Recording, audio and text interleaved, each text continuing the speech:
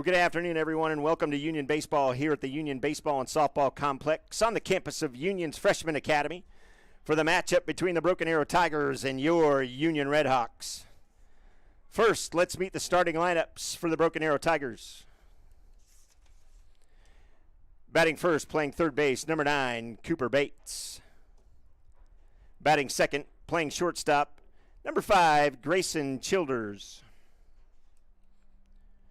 Batting third, playing right field, number 22, Jackson Gregory. Batting fourth, playing first base, number 16, Landon Flushy. Batting fifth, playing center field, number 17, Jacob Garvey. Batting sixth, the catcher, number 15, Aidan Henderson. Batting seventh, second baseman, number 4, Brody Moore. Batting eighth, the designated hitter, number 2, Alex Spencer. And batting ninth, the left fielder, number 3, Cole Duvall. And on the mound for the Tigers tonight, number 11, Cody Banks. Ladies and gentlemen, the Broken Arrow Tigers.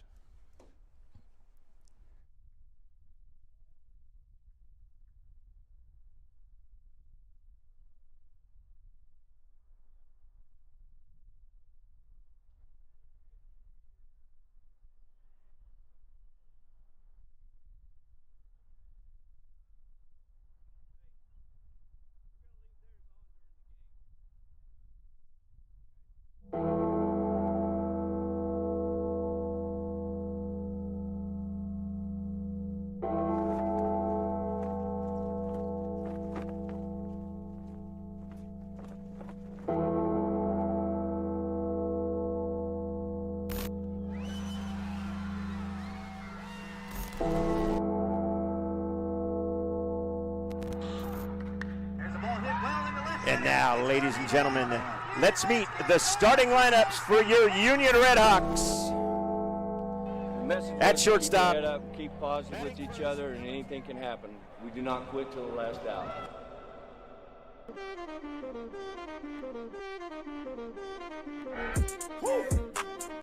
I ain't been broke in a minute, don't get offended. So I'm throwing a bit. That's a drive way back.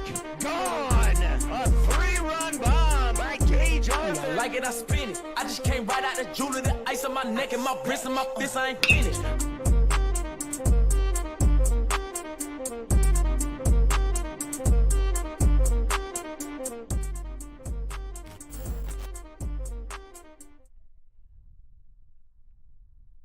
Batting seventh, playing right field, number 3, Parker Patterson. Batting eighth, second baseman, number 1, Camden Knutson. And batting ninth, playing third base, number 6, Rhett Rogers. And on the mound tonight, number 11, Evan Shea. Your assistant coaches are Jeff Brown and Brett Robinson, and your head coach is Sean Newkirk. Ladies and gentlemen, the Union Redhawks.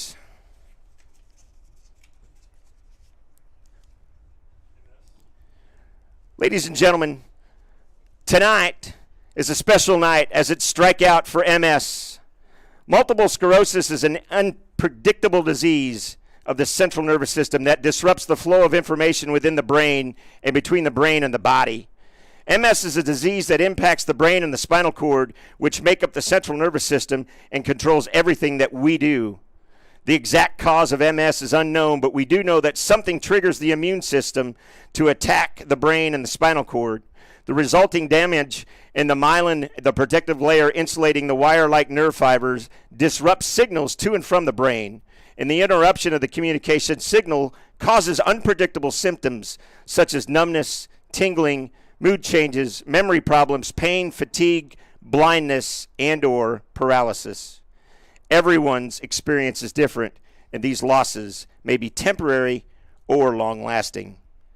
Tonight, please help both Broken Arrow and Union baseball teams in supporting the National Multiple Sclerosis Society by donating at the front gate.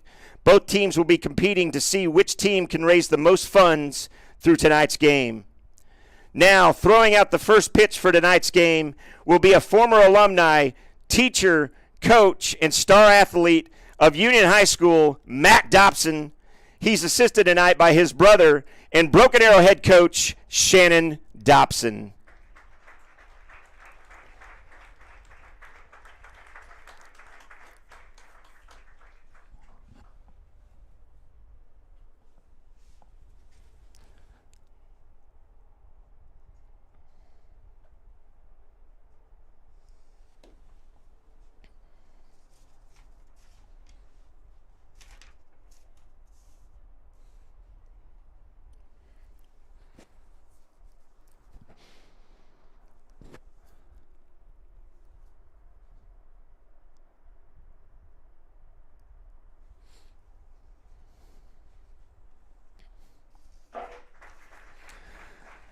Ladies and gentlemen, one more big hand for Matt Dobson, Coach Dobson and the family.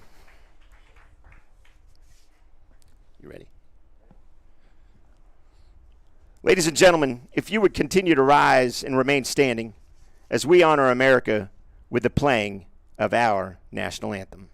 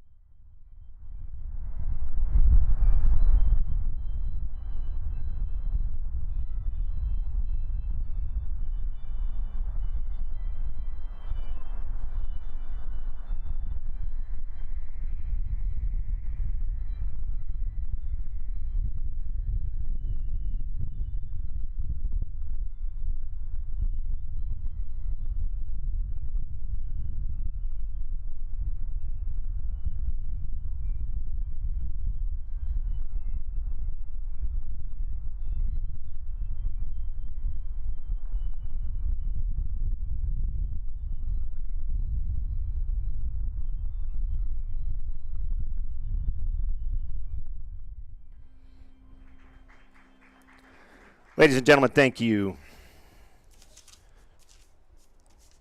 Your umpires for this evening are Mason Walking Stick, Sean Osowski, and behind the plate is James Francis.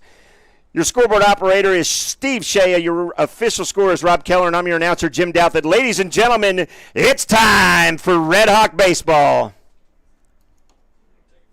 Yeah. So live here coming in as the Red Hawks and the Broken Arrow Tigers get together for a picture prior to tonight's start. So we'll set you up. As you may have heard, all the proceeds from tonight's gate, both at the game, the baseball game this afternoon or this evening, and softball, are going to benefit the MS Society. And so that's what we're doing here. Now, this game normally takes place earlier in the year during spring training, but as many of you know, weather impacted a ton of spring training, and it looks like it's going to impact tonight's game as well, but we'll get to that in a minute. So they get together and finish their picture and some handshakes. These guys have been around a long time, played a lot of baseball together, both these teams and both these sets of players, and so they exchange some pleasantries, and they'll come off and change, and the Red Hawks will take the field here in just a second, and we'll get your game set up. So we'll be back in just a few minutes. Live, it's Union Red Hawks. It's Broken Arrow Tigers right here on the Union Sports Network.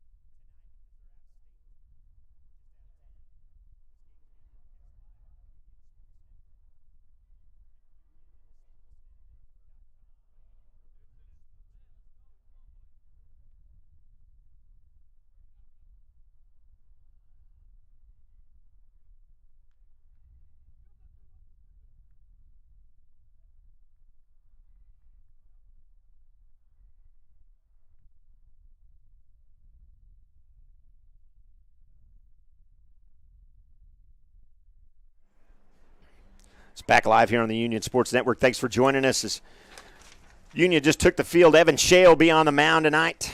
He gets the nod from Coach Newkirk. Briggs will complete that battery. Ortiz at first. I used to saying him at third. He'll play first base tonight. Camden Knutson at second. Jade Mcneely and Rogers at shortstop and third, respectively. And then the outfield, it's the outfield that we've seen most of this season. Arthur in left, Tempest in center, and Parker Patterson in right. So we get ready to get going here. Game time temperature is about 59 degrees, but if we can get a shot of that flag, Andy, I'm not too sure if you could show that. You guys could see that flag. The gusts have been upwards of 40, 45 miles an hour from what we've been told, and as you could tell by Old Glory, it's blowing. So nothing. Yeah, and the cameras are shaking. So that's not a camera person out there, man or woman, holding those cameras. It's just flat shaking because the wind's blowing so crazy. So what's going on tonight? Tonight is a special night because it's benefiting the MS Society. As you can see, a lot of the boys are wearing the shirts that were given to us by the Broken Arrow Tigers, and we'll talk a little bit more about that. We're going to talk a little bit about golf as well, but let's get this game started. Leading up for the Tigers, number 9, Cooper Bates. So Cooper Bates steps in. For Broken Arrow, they come in with a record of 13-7 overall, 6-2 in District 6A3. And for Union, they're 13-8 overall, 5-3 in districts after dropping back-to-back, and that's ripped. First pitch swinging, and Arthur's going to bobble it, and Bates will get in with a double.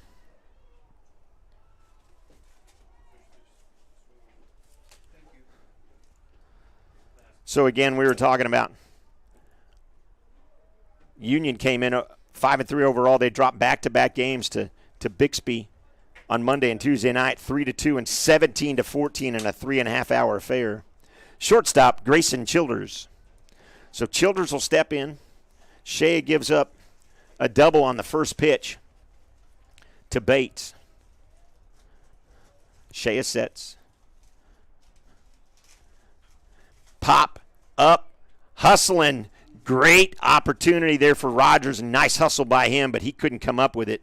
He was on his horse, but came up just a little short.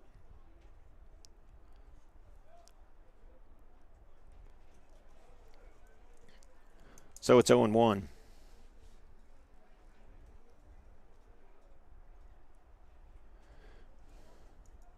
Knutson playing a little closer to second. He shadows in over it. Pumps his glove. Now he backs off. Pitches outside.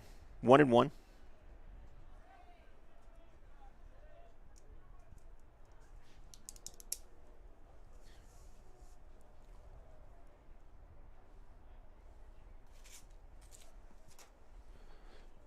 Wines deliver foul down the left field line, 1-2. So got an opportunity to talk to Captain Jade Mcneely prior to the game. He did a little promo for us on the MS Society night strikeout for MS that we're doing here at the ballpark. And he said, we're on a 3-game skid, and this is a good opportunity for us to get back in it. So he's going to show that captain leadership out there for sure. It was great to have him on, and we appreciate that. Now Shea, 2-2 now.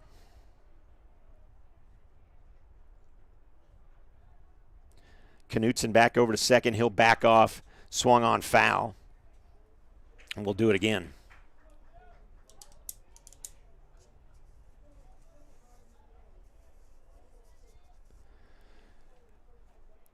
Evan Shea, also a member of Union's golf team, and we'll get an opportunity to talk to head coach Tanner Bushyhead later on, as he'll be joining us in the 4th inning, or plan to anyway. Swung on, popped up. Nothing routine tonight. Patterson underneath it, drifts back, gets it, runner tags, and Bates will be safe at third.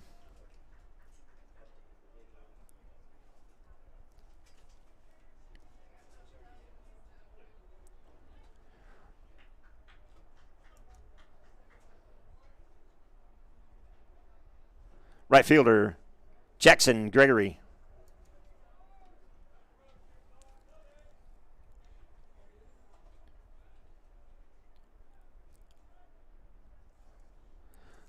So one away. Shea delivers, strike. Called by home plate umpire James Francis. So Francis behind the plate, Mason walking stick, and Sean Osowski in the field, the umpires.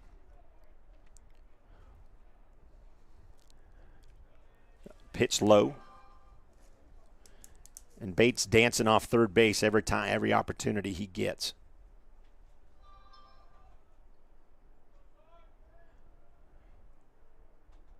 Shea looks, likes what he sees, and delivers. Swung on, and that's roped foul. Down the left field line.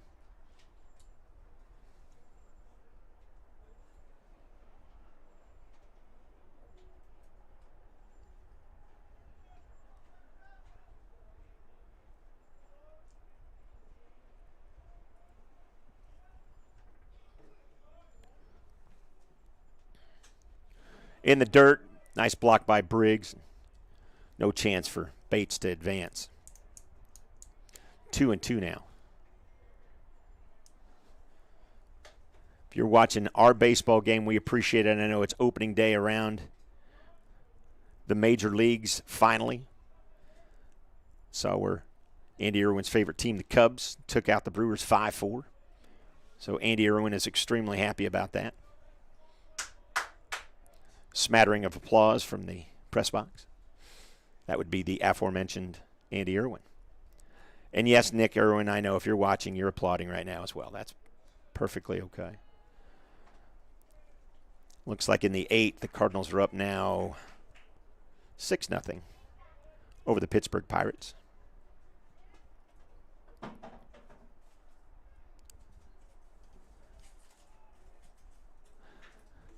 Roped again, foul. Gregory staying alive with a full count. One away. We're just underway here. Thanks for joining us on the Union Sports Network. We appreciate everybody listening out there. 3-2 delivery in the dirt. And Gregory will reach on a walk.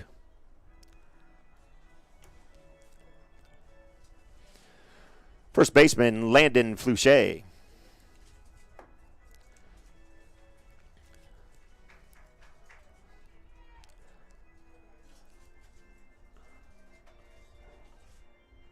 So runners at the corner for Shea.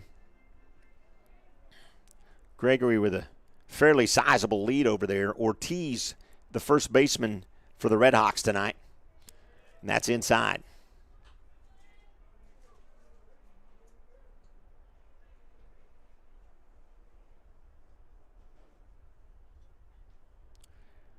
Inning-ending double play would be nice right here. Right down the middle, and it's 1-1.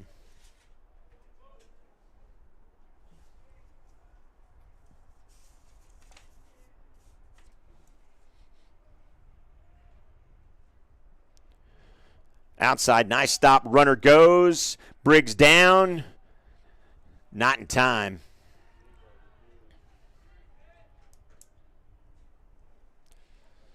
Briggs still one-hopped it in after blocking it out front. Gregory hesitated a little bit, and I think Briggs thought he could get him. And if he doesn't one-hop that in, it's a little closer than probably what Gregory would have liked. So Gregory now stands at second. Bates, after the double, stands at third. And that's in the dirt. And it's 3-1.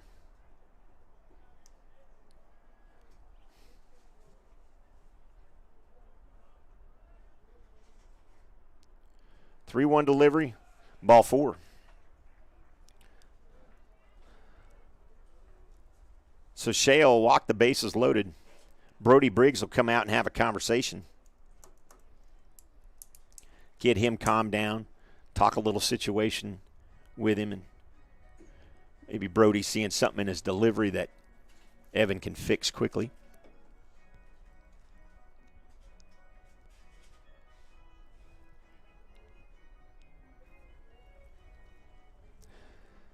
Center fielder, number 17, Jacob Garvey.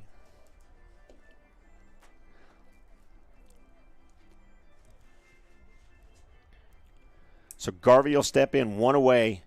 Ducks on the pond. Wind continues to gust. And that's rope to center right at Tempest. Tempest underneath it, grabs it and throws. Runner tags, no play there, but a good job defensively to keep the runners at first and second. As Garvey will pick up an RBI with the pop out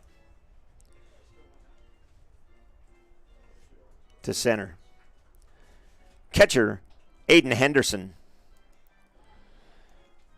So the catcher steps in.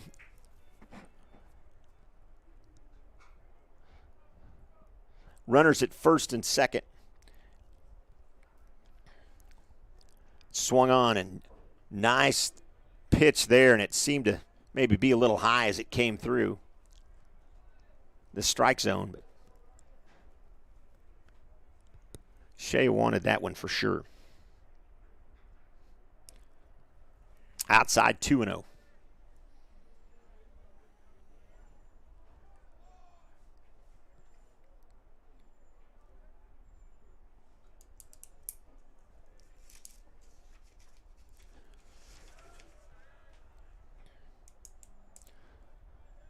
Now 3-0.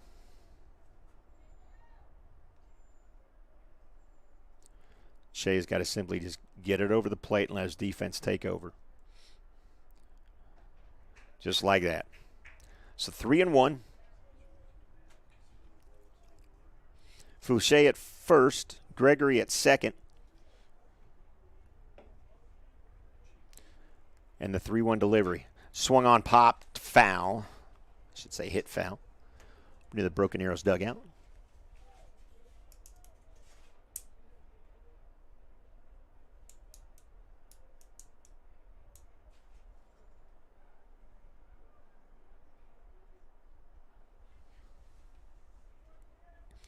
Three-two delivery.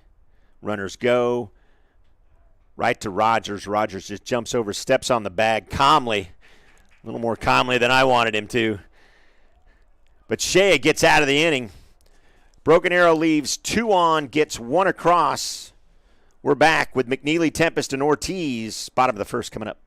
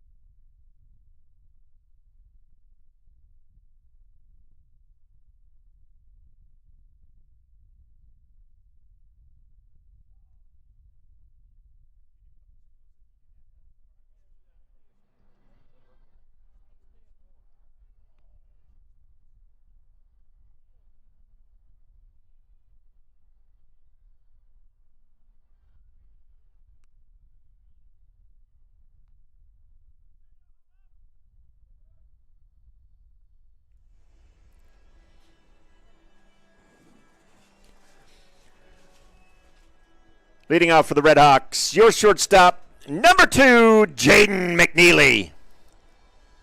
So McNeely steps in.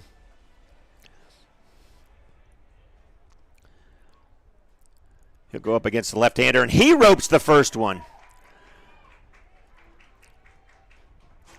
He also takes the first pitch and gets a single out of that. So a base hit to left field. Duvall quickly over to pick that up and get it in before the speedy McNeely can get to second. So good defensive play by Duvall there in left field. Center fielder Grayson Tempest.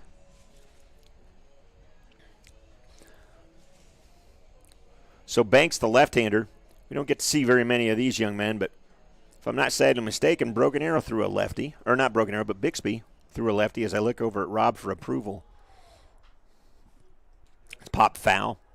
Did Bixby throw a... They threw a lefty. Yeah. Yeah. Yep.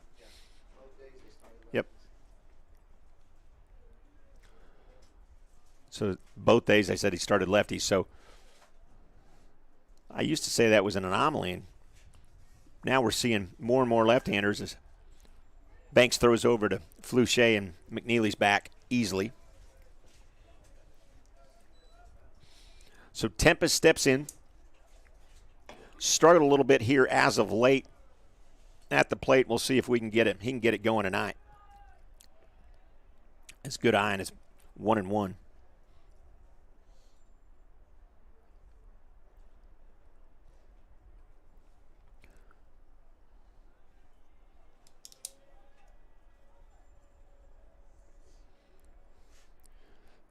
That swung on and lifted. That may cause some issues. Garvey over, Duvall over. Garvey over with a nice glove, and he'll quickly get it back in, and McNeely, has to retreat.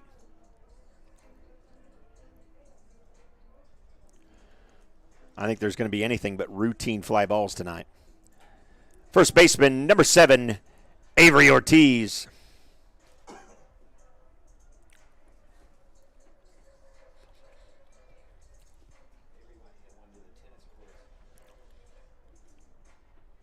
And that's true tonight. Rob Keller just said Avery may hit one to the tennis courts that are out and about left center field, but about 400 yards from here as Banks throws over to McNeely. The wind blowing out like it is. I'm not going to lie to you. I think most of us in this press box right now could probably get close to hitting the fence. We got a hold of one tonight the way the wind's blowing out. Present company excluded. I know Andy Irwin still got game. Rob still looks like he can play. Brad, I don't know. Brad, can you still swing it? Yeah, he can still swing it. And Steve Shea is sitting next to me. Steve, no offense, don't know. Never played baseball. Got it. So, okay. Probably not you then. I'm just going to say that. That's a good point. That's a point. Now Banks delivers. Pickoff play back down to first. Henderson's trying to keep McNeely close as they know that young man can flat fly. So McNeely looks over to dugout for some instruction.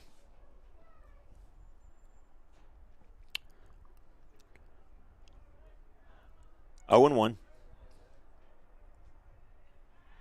Banks back over.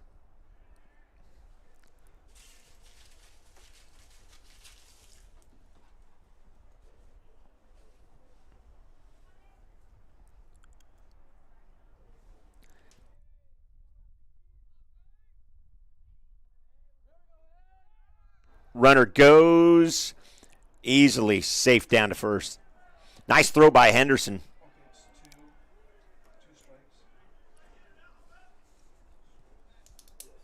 So it's 0-2 now. McNeely with the steal. Off the pitch that was in the dirt. They tried to keep him close, but McNeely found a little rhythm. Now he takes way off a second as well. More over to shadow him like Knutson was doing earlier when the Red Hawks were in the field.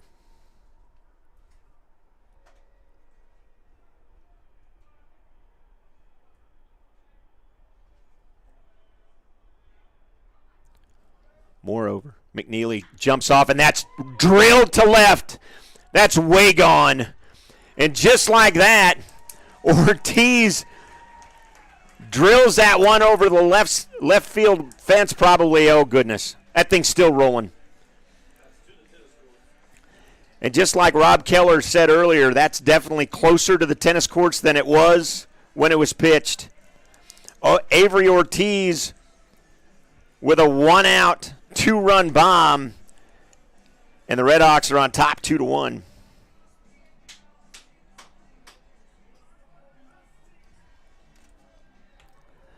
Left fielder Gage Arthur.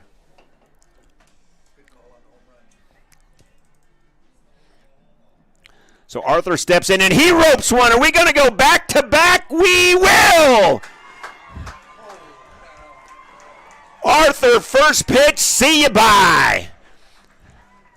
Back to back jacks for the Red Hawks. And they go on top.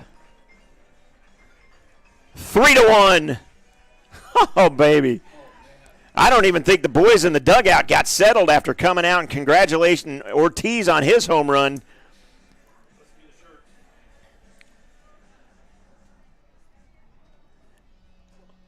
Can't say that the wind didn't help that one for sure. Catcher Brody Briggs. Now Briggs will step in. First pitch swinging as well. He wanted to tattoo that one. He wanted a little home run love, but swing and a miss, strike one.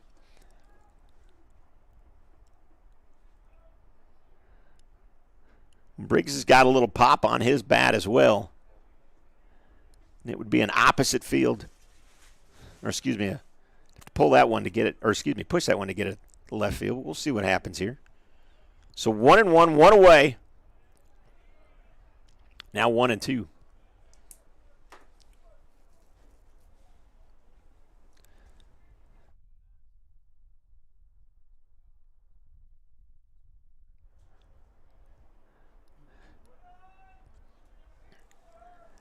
That pitch in the dirt and gets by Henderson to the screen. We'll do it again at 2-2.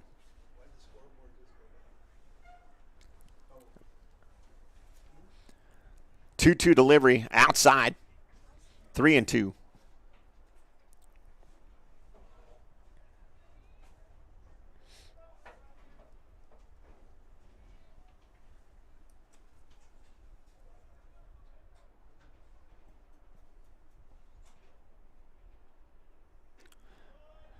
And Briggs will draw the walk.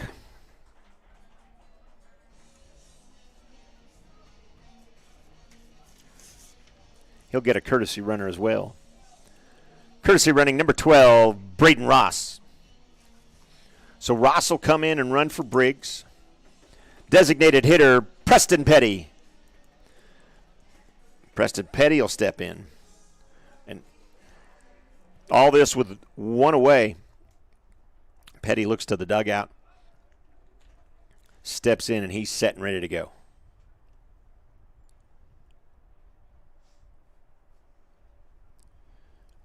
In the dirt. 1-0.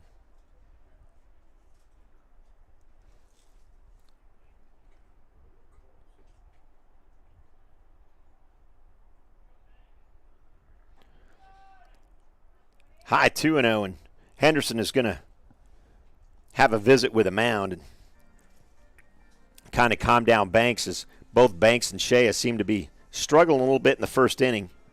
The wind may have a whole lot to do with it, as we're shielded here in the press box, but out there, as we've said multiple times tonight, Old Glory is barely hanging on. Now Ross with a nice lead. 2-0 delivery. In the dirt. Henderson finds it, and Ross doesn't advance.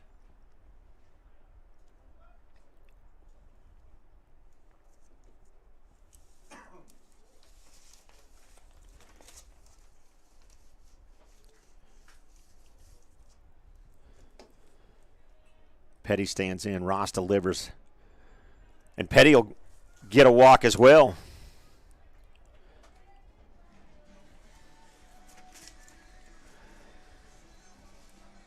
Now, Coach is going to have a meeting at the mound. And while they're talking, we'll tell you about Union Soccer tomorrow night, Friday, April 8th. The ladies and the men welcome into Edmond North. Girls kick off at 6 and the men about 8 o'clock at the Union Sports Complex on the campus of the Union 8th Grade Center. So if you can't make it, and we hope you can, but if you can't, you can join Brandon McCombs live right here on the Union Sports Network starting at 6 p.m. That's Union Red Hawk Soccer, Friday evening, tomorrow starting at 6. So that's exciting. Girls and boys soccer, and we've built quite a program over there.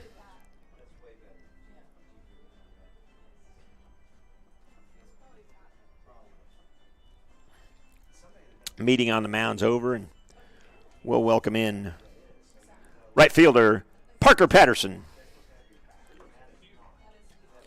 Patterson steps up, 2 on. Ross at second, Petty at first. Big lead by Ross. First pitch is a strike. And for the first time in quite a while, Banks is ahead 0-1.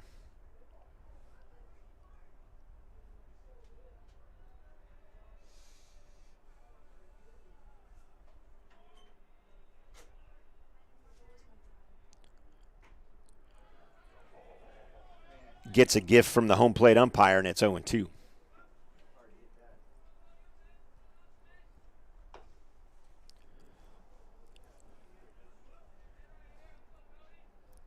Still only 1 away in the 0-2 delivery. Swung on, and that is fair.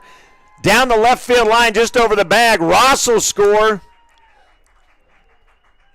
And safely at third is Petty. And Parker with an RBI double.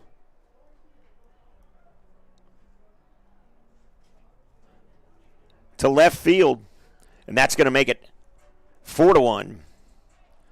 Second baseman, Camden Knutson. Second time we've got to see Knutson play this year at home. So he got the nod again tonight. We saw him play against Bixby on Tuesday in that 3.5-hour, 31-run affair. I don't think anybody wants to relive. Maybe the Spartans do, but that was a long ball game. 8 different pitchers. As I said, 31 runs, 5 errors. 4 hours. My apologies. And that's hit to center. Garvey on his horse. What a catch! Garvey with a great catch, but that'll get a runner home.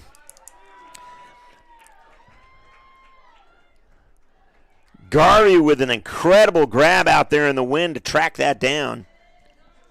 But it'll still score a run.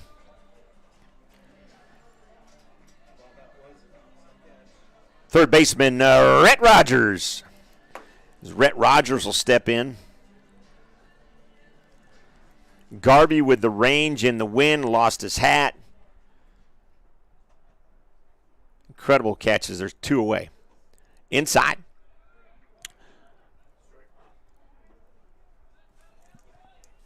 Did call it a strike. 0-1. Petty at third. Said he swung. I'm not too sure that he did, but you know what? Blue's closer than I am.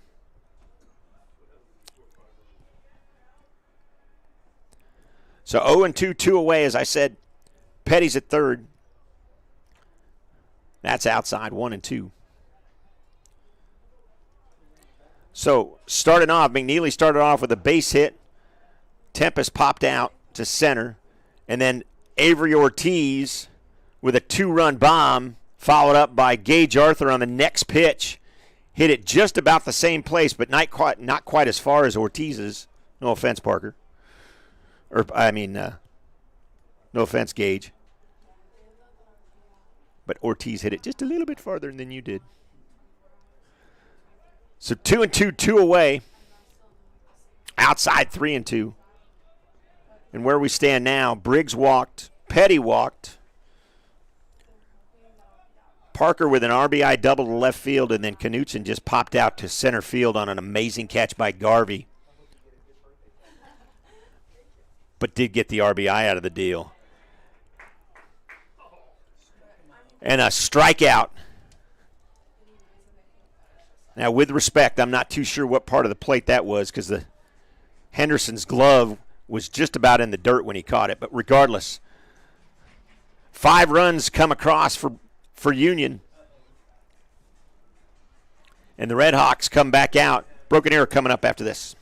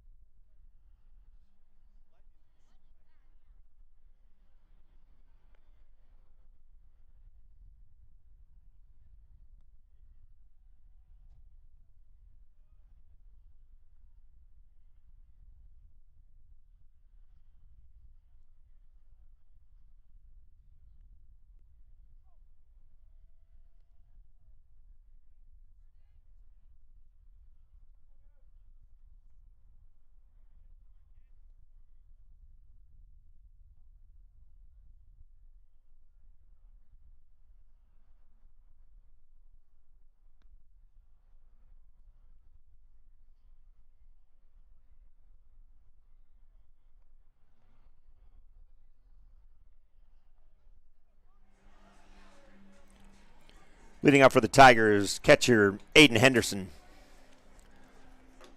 Welcome back here, Union Sports Network. 5-run bottom of the first inning for Shea. So the Red Hawks put up a crooked number, listen to me, crooked number out there. And Shea comes in and he's dealing. Nothing like a 5-run inning. You get some time to relax on the bench. Get to watch your team hit a couple of home runs and score 5, and nothing lifts your spirits when your team picks you up. So Henderson up here, 1-1 on the outside part of the plate, and he's 1-2.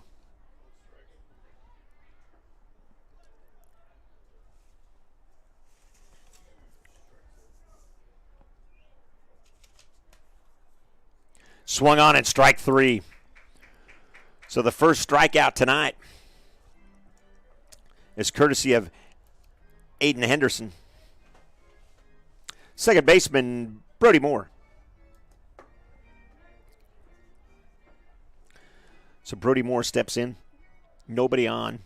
1 out. And Shea appears to have calmed down as he's throwing BBs right now.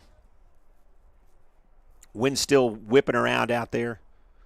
Game time temperature was 59 degrees, but I could tell you you could see any of the fans in the stands. We're bundled up like it's, I don't know, February. It's cold.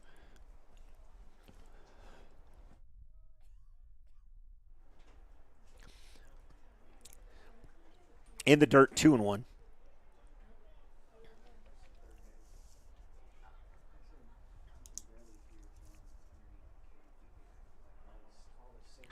Swung on, just past a diving Rogers. And it's a base hit.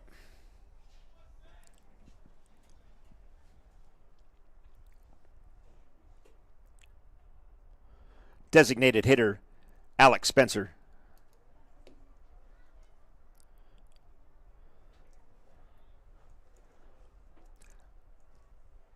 So the DH steps in, Brody Moore with a single to left, and he's on first.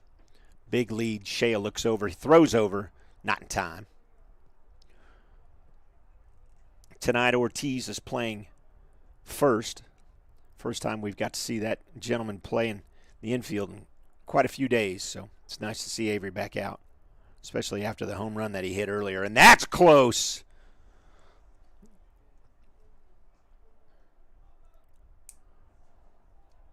Shea with a nice move over. Nice throw over. Ortiz just about got the tag down. Now delivers. Inside. 1-0.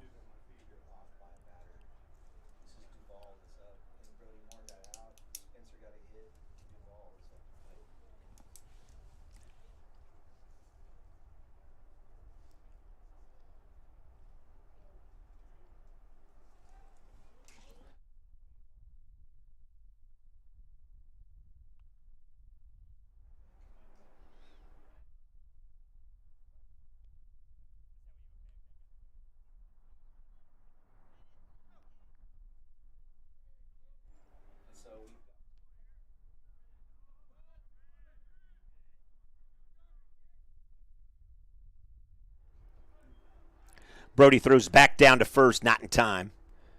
So I was mistaken. Brody Moore was the first victim tonight as he struck out. Alex Spencer hits the base hit. And Cole Duvall, the left fielder, is up now. And you might wonder, well, just read their numbers there, Jim Douthit, on the back of their jerseys. Well, they're not wearing numbers tonight because they've got some really cool MS Society shirts.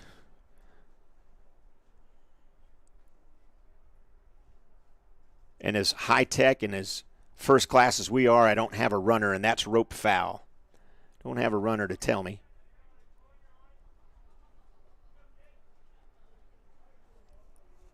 So the left fielder Duvall up. Again, Spencer with the base hit. And Brody Moore, second baseman, struck out.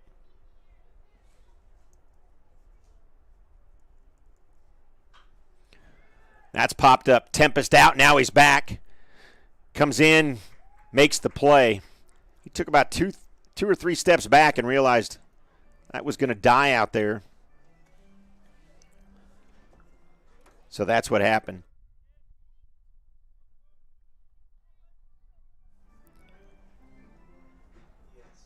Third baseman, Cooper Bates.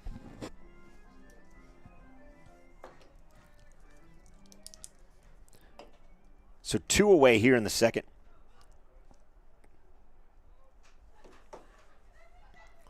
Shea delivers high. Spencer on first.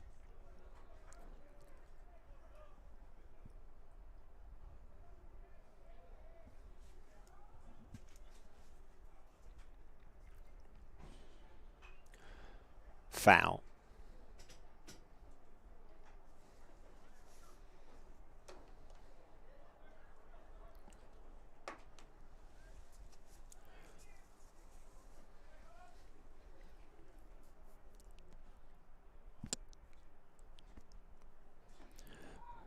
Throw back down.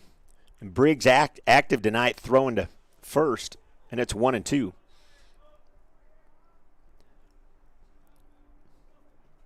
Briggs not afraid to throw down to Ortiz.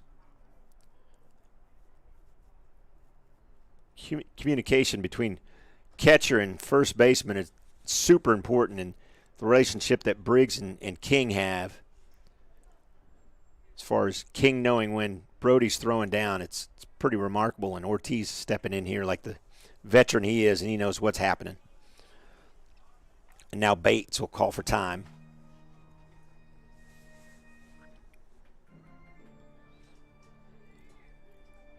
So 2-2, 2 outs. Shea delivers high, and the count's full.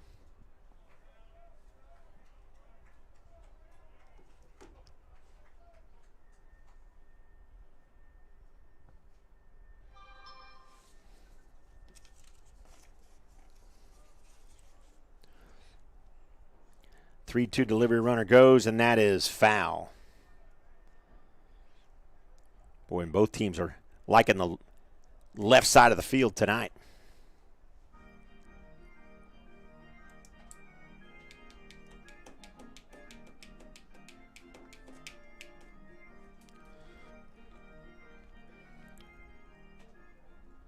Now Shea looks in and delivers. And it hits. I think that hit the, yeah, it sure did. Hit the bat, and you knew it the way Bates kind of looked back at the home plate umpire. And the fact that he didn't even make a move towards first base tells you it was off the bat. And we'll do it again.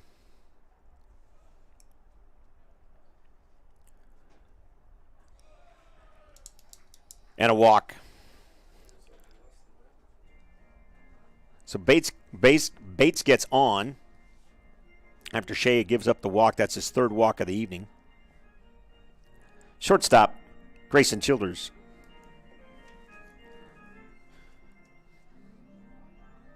So Childers in. He popped out to right field his first time up. Shea delivers. High. 1-0.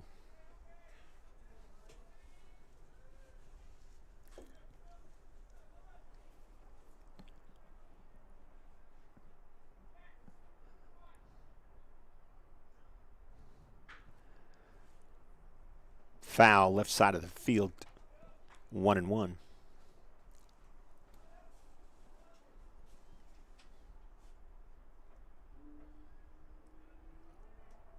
Spencer with a big lead again. Knutson keeps shadowing over there, as I said earlier. He'll back off. Shea delivers outside. It was a big sweeping curveball that went way outside. And it's 2-1.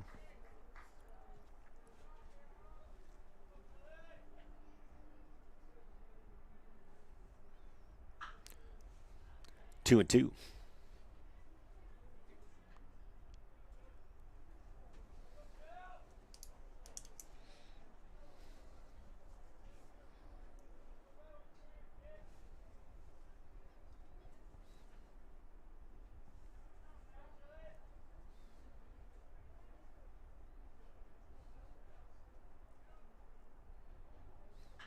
Swung on and popped up.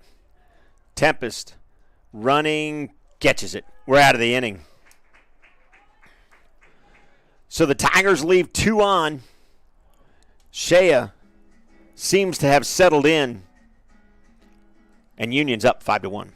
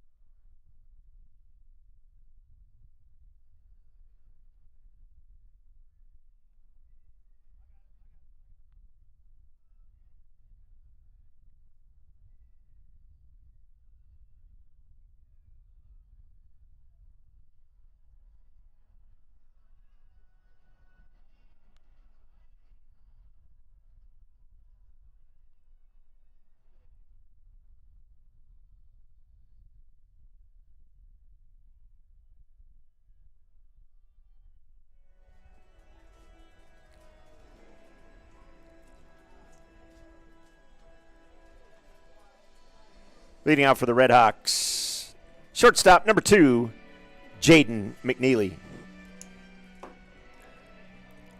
So McNeely steps in, back to the top of the order.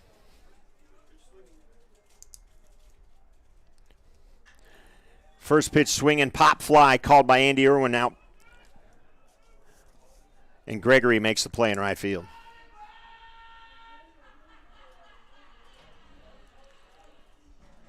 So Irwin called it, pop out. First pitch swinging. He did it in the first. And he did do it in the first. Center fielder Grayson Tempest. As Tempest stepped in, he popped out to center field his first time up. So he's 0 for 1. First pitch strike.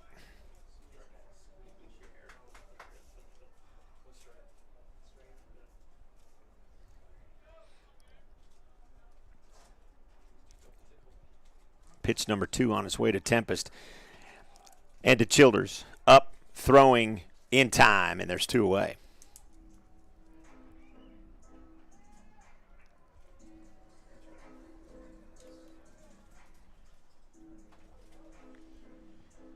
First baseman, Avery Ortiz. So Ortiz steps in.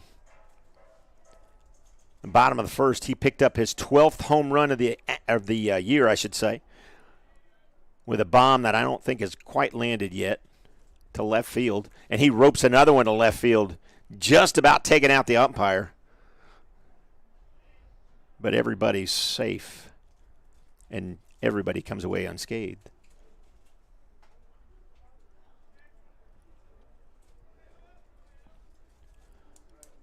So that his 2 RBIs started the rally for the Red Hawks in the first, and the 0-1 delivery. A little low, 1-1.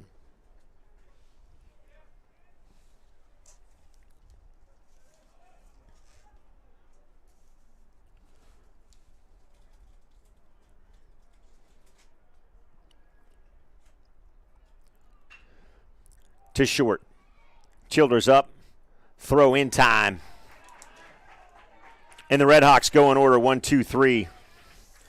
We head to the top of the third. Jackson Gregory coming up for the Tigers.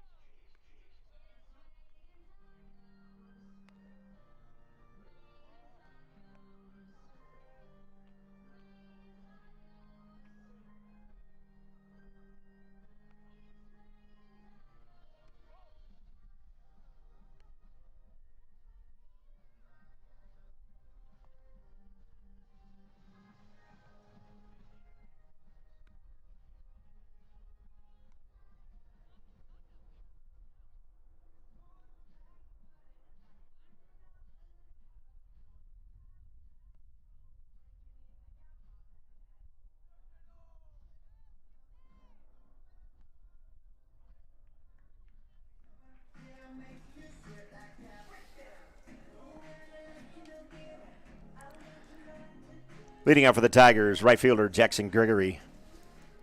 So Gregory will step in. He walked his first time up back in the first inning. And Chale back to the mound. First pitch swinging to Rogers. And he lost it in the sun. He lost that in the sun. You could flat see his mannerisms change as he stuck his glove up like it was right there, and then next thing you know, it went right by him. First baseman, Landon Fluchet.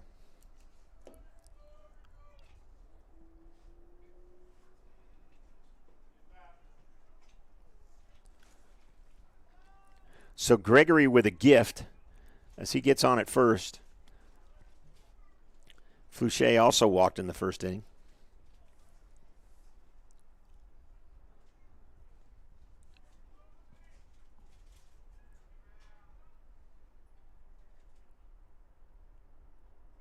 Swung on There's that bread and butter curve I think that Dad was telling me about earlier.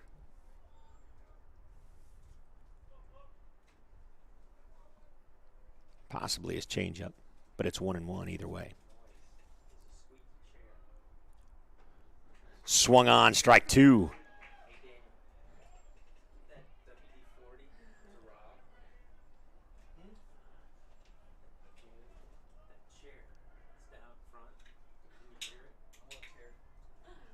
And the 1-2 delivery. Oh, and he did not get that one. And I think Evan just tipped his hat to the home plate umpire like, excuse me, sir, that was a strike. 2-2. Doesn't matter, strike 3 right there. And strikeout number 2 for Shea. Center fielder, Jacob Garvey. So Garvey comes in. He popped out to center his first time up, but deep enough to get the RBI, and that's how the Tigers were able to get their first run of the game in the first inning.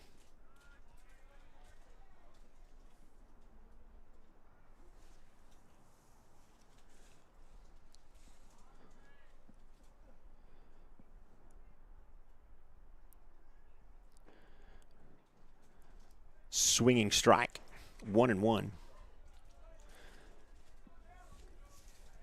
Mentioned tomorrow night, don't forget Union Soccer right here on the Union Sports Network. Girls at 6, boys at 8. Edmond North makes the trek up by 44. Big curveball there. Man, I heard Andy Irwin laughing as that thing broke back over the plate. Nobody's going to hit that. Now 1-2. Delivered just a little flare into left. He even kind of jammed him there. But another base hit to left field.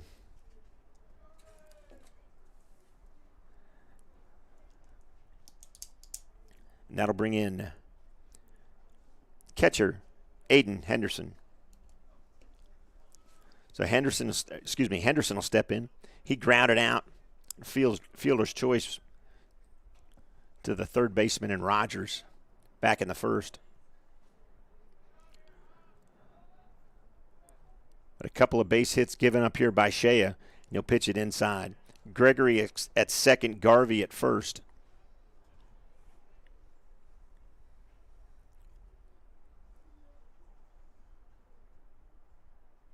Shea delivers. Outside, 2-0.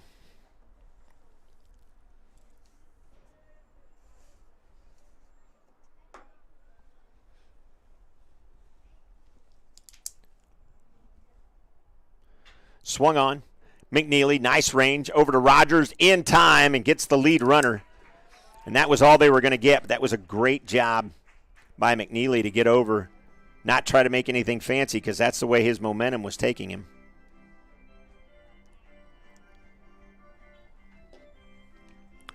Second baseman, Brody Moore. Moore steps in. He struck out his first time up.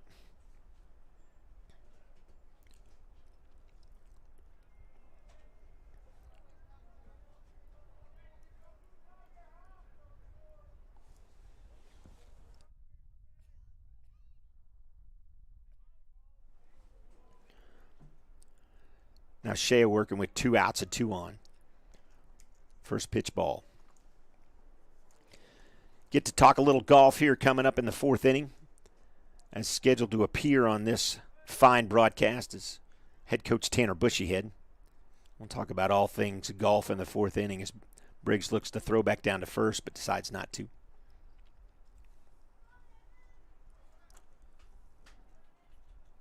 And it's apropos that Coach Bushyhead joins us with one of his players on the mound this evening. And it's 2-1.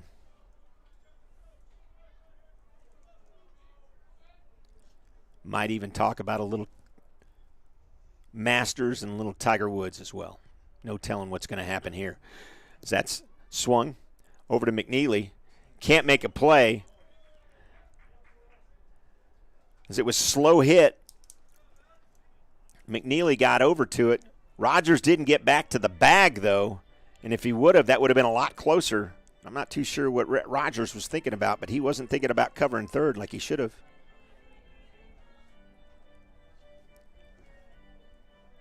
And Alex Spencer steps in. There's a part of me that wants to ask for an error on that, but as slowly as it hit, as it was hit and where it was hit, Rogers decided not to go after it, but he just kind of watched McNeely field it, and that gets the bases loaded. And these are the mental mistakes that Coach Newkirk and his boys got to figure out, because this will not bode well for them as they are in the heart of the season and look to do the same kind of damage and even more that they did last year. So this has got to get fixed. Ball squibbles away from Briggs, but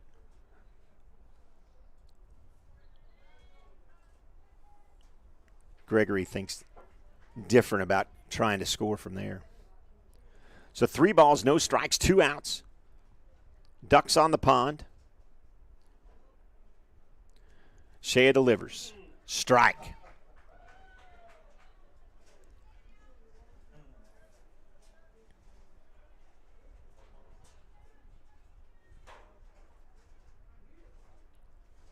Three and one delivery outside.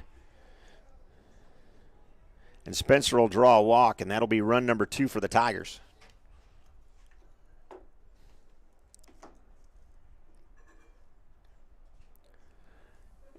And Coach Robo's going to go out and have a little conversation. And while they do, I want to tell you something that the Career Connect program at Union is having. They're going to be hosting a career fair on Thursday, April 14th from 2 to 7 at the UMAC on the campus of the Union High School. Come visit with over 50 local businesses to find your new career. You could speak with businesses like Amazon and Quick Trip, Whataburger, Crossland Construction, along with the City of Broken Arrow, EMSA, Tulsa Police Department, and many, many more. So that's going to be the career fair brought to you by Career Connect office at Union High School. It's Thursday, April the 14th. From 2 to 7 at the UMAC on the campus of Union High School. Hope to see a lot of folks there. It's going to be food trucks. It's going to be a good time. Be a good time. So in this world that we live in, I think it was called the Great Resignation. Everybody's wanting to find their job and what they want to do after the last 2 years of difficulties for many people. They've decided life's too short and they want to go find the career that they want to do, and I don't blame them. Now that's lifted. Tempest underneath. And Shea gets away with only 1 run after the bases were loaded. So the Tigers leave ducks on the pond. Union coming up right after this.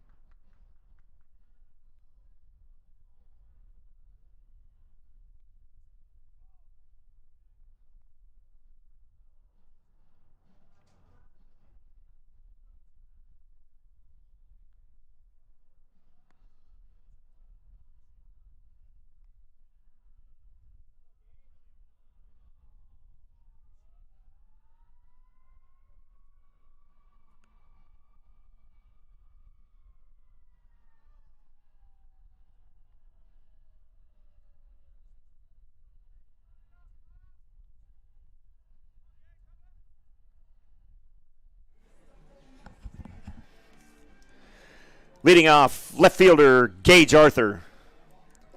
So Arthur steps in here. Broken Arrow was able to scratch one across, but left the bases loaded.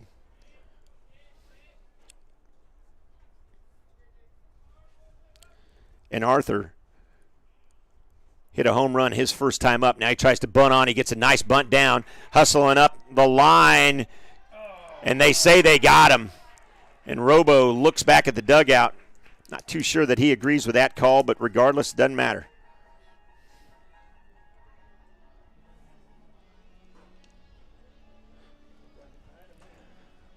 Catcher, Brody Briggs. So Brody's up. First time up, he walked. Ever dangerous Preston Petty on deck right now.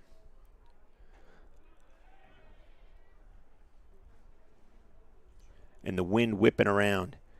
Be interesting to play around a golf in this wind. We'll get to talk a little bit about that here coming up. I don't think Andy Irwin wants to play golf right now.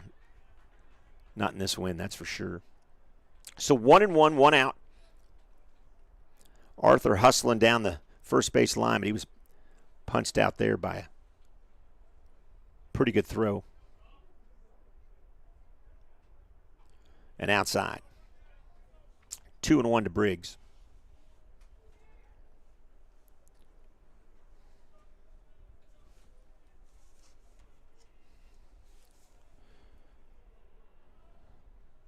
Swung on to center. Way back, way back. What a grab! Garvey with the grab, and he went hard into the wall.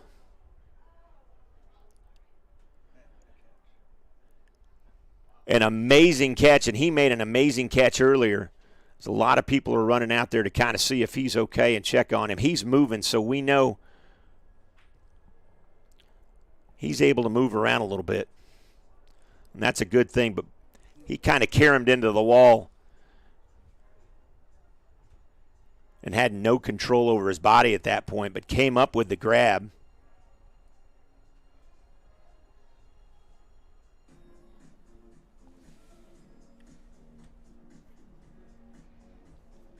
So while they check on him, I tell you what, we'll take a timeout here.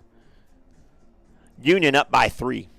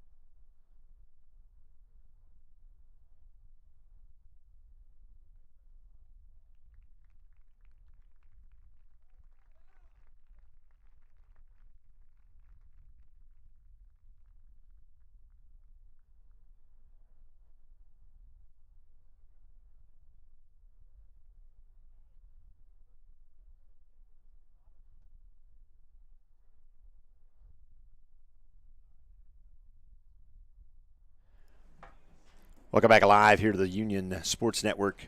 Glad to see, after a lengthy delay, Jacob Garvey getting up, getting quite a bit of help coming off, but good to see him. I wouldn't say he's coming off under his own power, but his two legs are moving, so that's a good sign. That's a very good sign. Got a nice hand here from the crowd.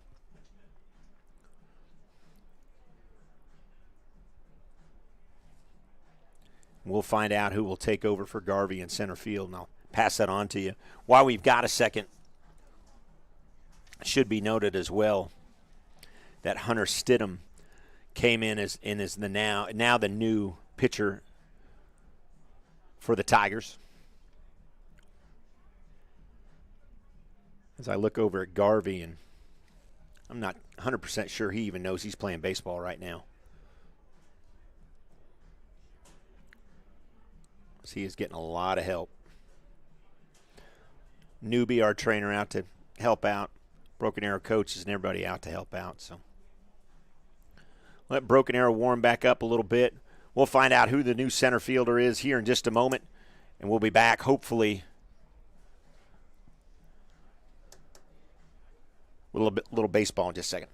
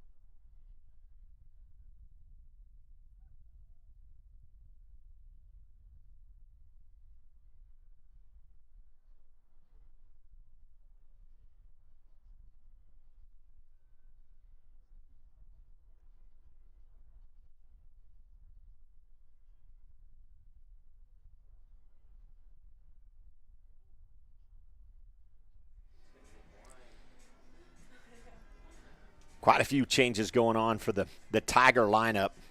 And as soon as we get all of them clarified, we'll pass it along to you. Coach Newkirk out there to have a conversation with home plate umpire James Francis. And we'll see what's going on.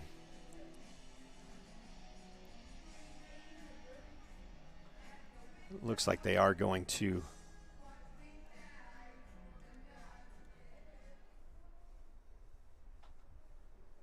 center fielder holding their hand up, making sure all the balls that were being warmed up are thrown back in. Now Jeff Brown will come out, third base coach, and have a conversation with the home plate umpire. And I'm not 100% sure they're not waiting for something maybe to clear up with Garvey in the dugout before they continue this game. But the way where we're positioned, we can't see into the Broken Arrow dugout. So will not speculate on anything right now.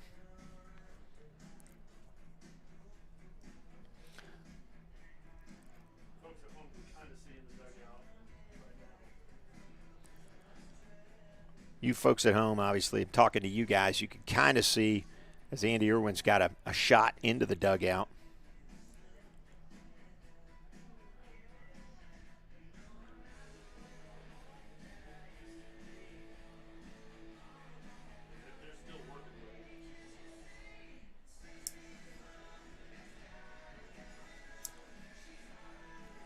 So Preston Petty is the one that's due up. He's the one out there swinging that keeps walking back and forth between dugouts.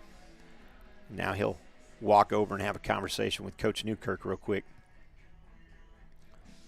As Coach Jeff Brown is still close to their dugout.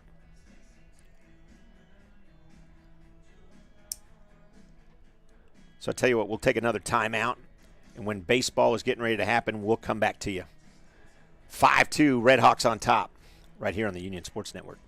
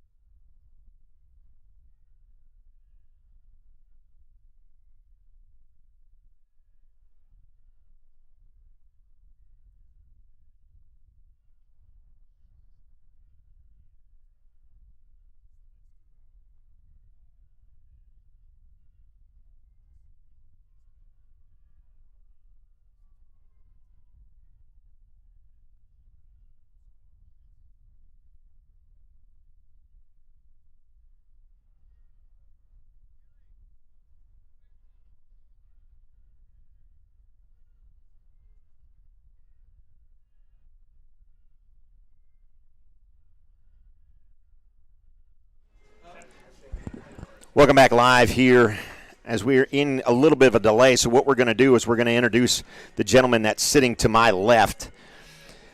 But before that, Red Hawks men's golf will host a tournament at Meadowbrook Country Club on Monday, April the 18th, with the first tee time at 8 a.m. It's going to be a 36-hole event.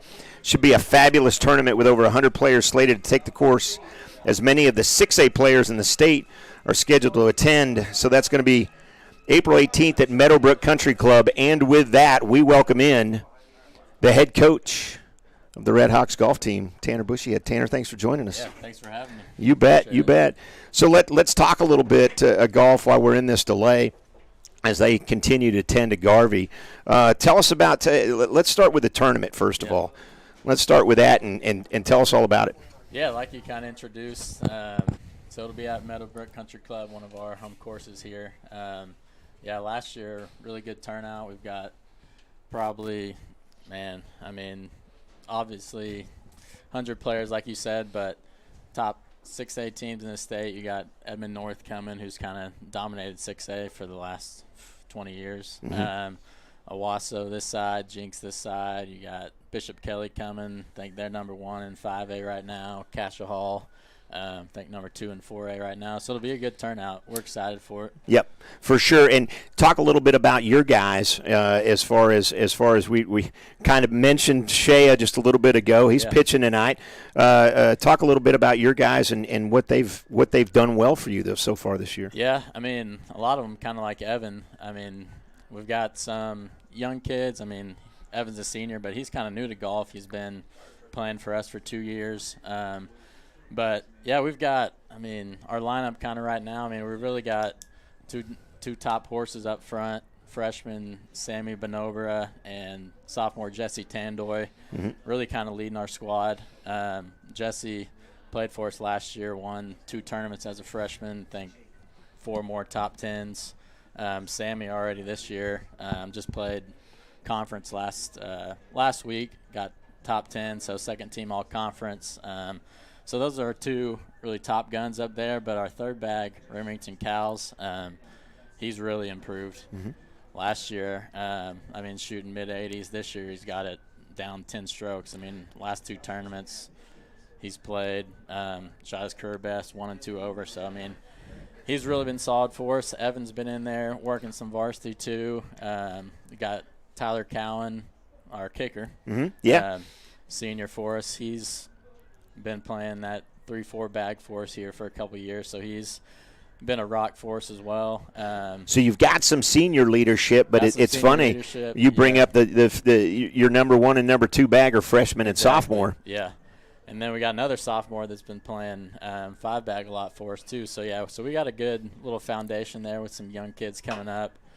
Really, I mean, golf's a little different. Like, I mean, they play, Sammy, Jesse, Remington. I mean, they play in all these OJGT, which is like, if you know AAU basketball, that kind of thing, summer tournaments. So they're playing these big-time tournaments, and it's just exciting watching them play. And really, those guys, nothing really phases them. So, and talk about what else is exciting right here on this campus.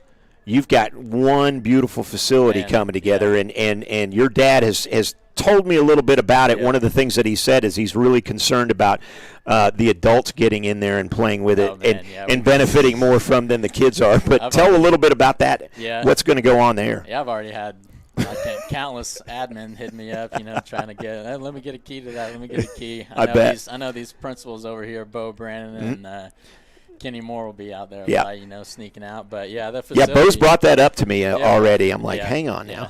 So, but talk about that, because that's another one of the things that we talk about. We look at this field. Yeah. We know what's going on at football, but that's not what Union's all about.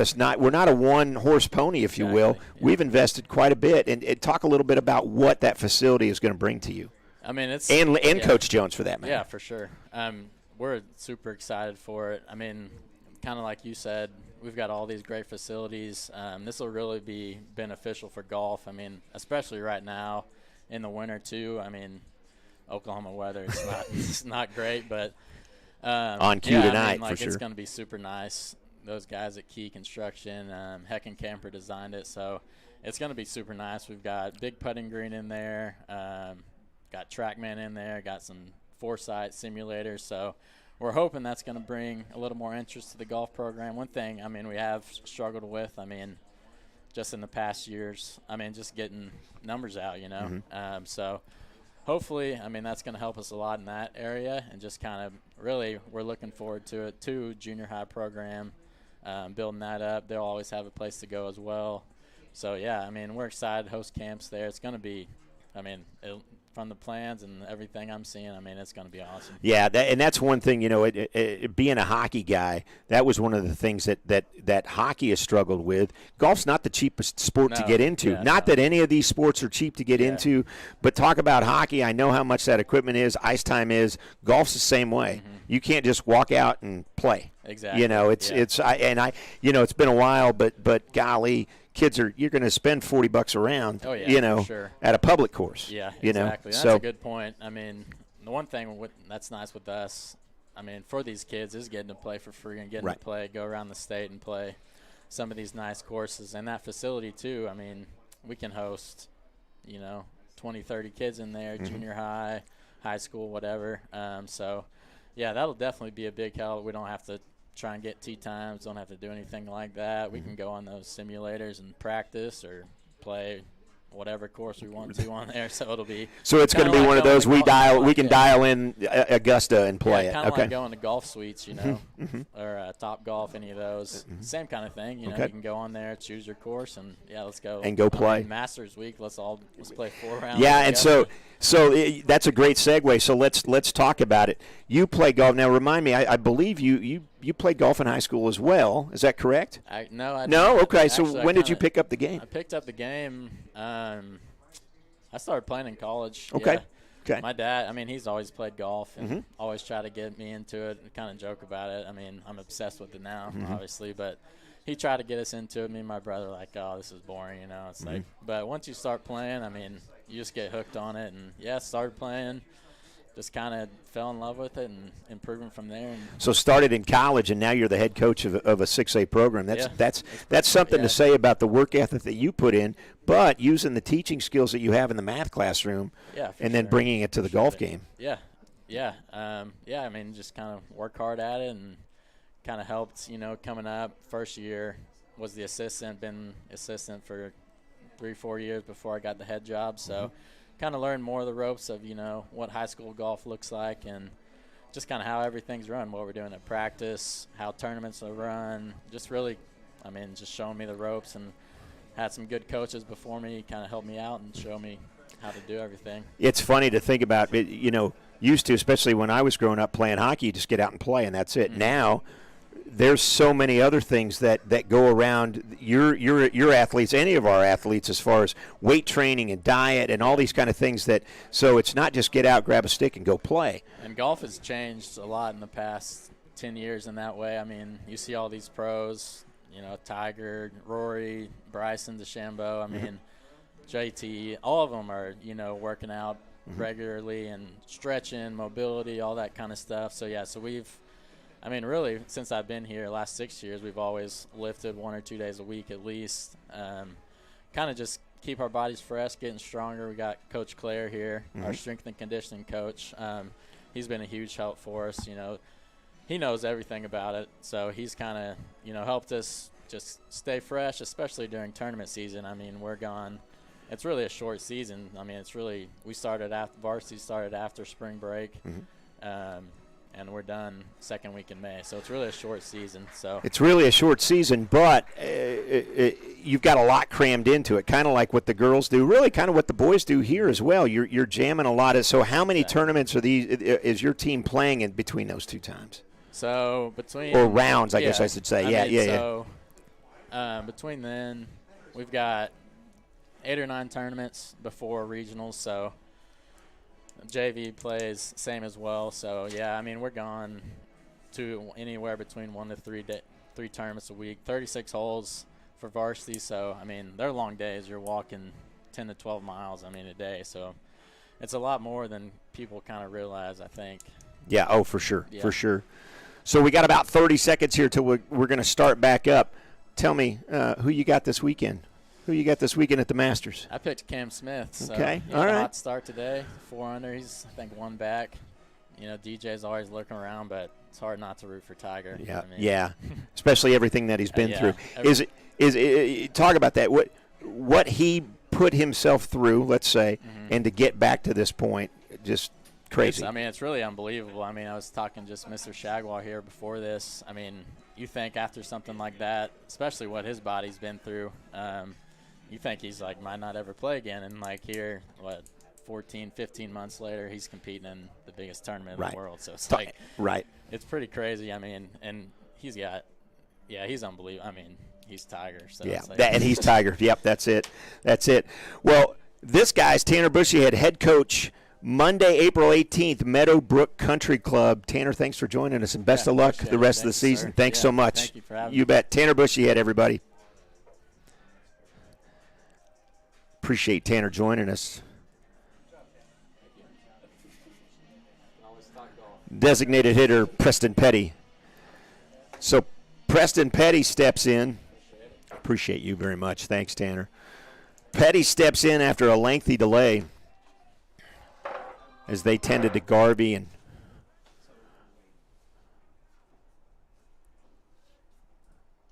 two away. Union up by 3, and we've still got some defensive changes that we'll figure out between the bottom of the third here and the top of the fourth, and I'll bring them to you when we get back on the air when Broken Arrow comes back up. But for now, it's 1-1. Petty's up 2 out, and if you miss the catch that Garvey made in center field, you're going to have to go back and watch it tonight, because that young man made 2, let's just call it what it is, web gems. Crashed into the wall to record the second out against the Red Hawks about, 25-ish minutes ago now. And big sweeping breaking ball, and Petty goes down looking. So 1, 2, 3, go the Red Hawks. Broken Arrow coming up after this.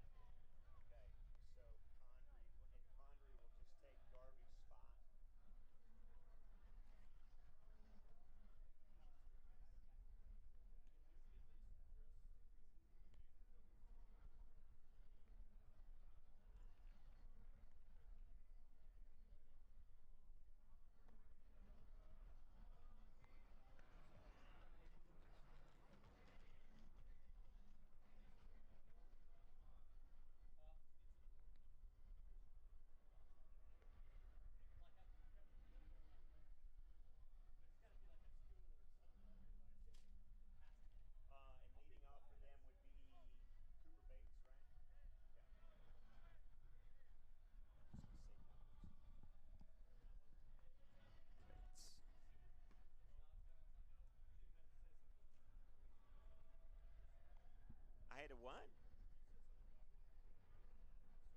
Oh, yeah, I did. Yeah, I know. No, I know. And I said that when Rob walked up here, like, before we even started the game. So it's my fault. I'm going to assume it's Cooper Bates. I don't know. It is Cooper Bates. Okay. Top. Leading out for the Tigers, Cooper Bates. So welcome back here. Cooper Bates steps in. So as best we can tell, Condrey took over at third as Bates pops it down first base side, and Ortiz over to make the grab. So Condrey took over at third. Bates moved from third to center field to take over for Garvey, who obviously left the game. Shortstop, Grayson Childers.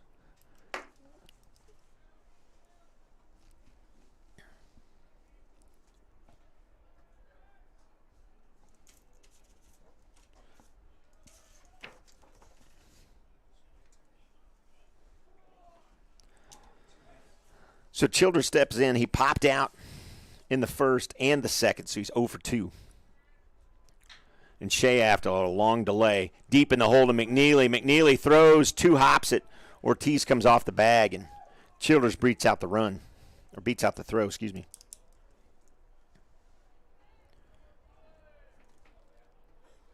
So McNeely was deep in the hole, had to come back across his body to make the throw, and Childers was able to beat it out. Right fielder Jackson Gregory.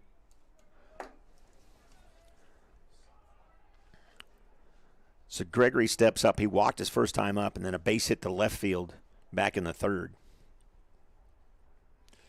Shea delivers. That's popped up way high. Lots of people giving chase. That will just go foul. Into the bullpen. And that's he's 0 for 1, or it's 0-1.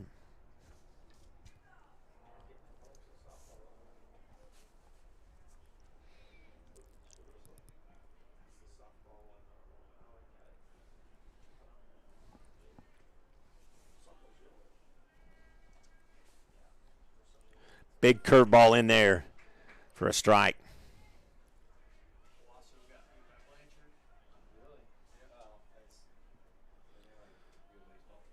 And Shea is ahead 0-2. Runner at first is Childers. 0-2 delivery. Past a diving Rhett Rogers. And that'll be another base hit.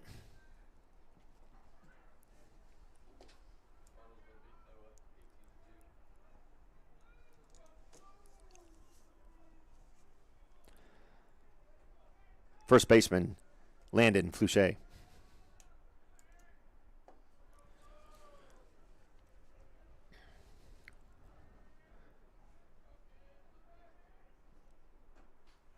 So Fluchet struck out his last time up. He was Evan Shea's first victim of the evening. He walked in the first inning as well. So runners at first and second. Ortiz steps in on the grass. And it's 1-1.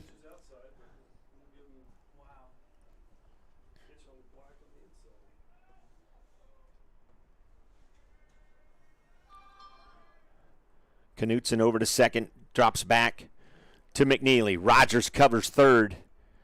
And just like that, they get the lead runner. So much better job by Rogers not to watch the play and to get back over to third.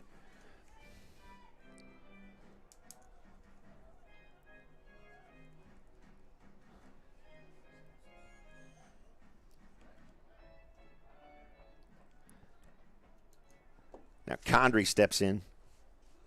Condrey was the replacement after Garvey went out. After making probably one of the most incredible catches. We've had two center fielders make some great catches here. Tempest in the Stillwater game off Gundy went up over the wall to steal that one. And then Garvey moments ago running into the wall, and it's made of hard plastic out there, I'm told. And I'm tell you what, he darn near ran through it.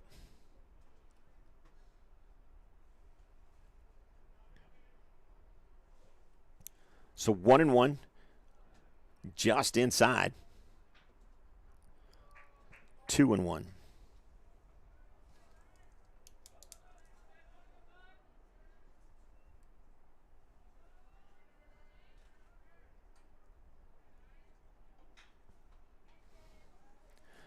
Popped way over. Rogers can't get a beat on it. He had a beat on it, but again, with that wind blowing like it is, kept looking over his shoulder. He got there in time, but couldn't get the glove up to make the grab.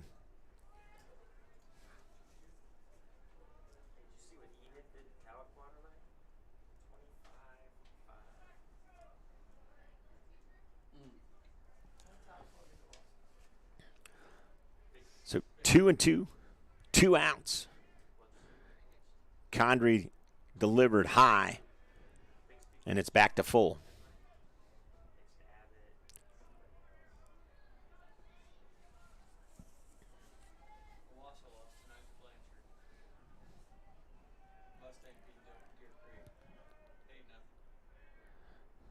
Runners go.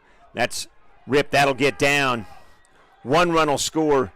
Tempest over to cut it off, but it rolls all the way to the wall. 2 runs will score. And Condrey's in with a triple. A 2 RBI triple for Lane Condrey. And it's 5-4.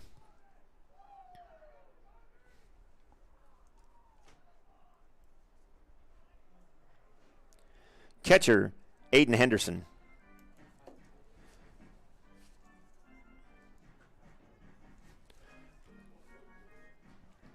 So Aidan Henderson steps in.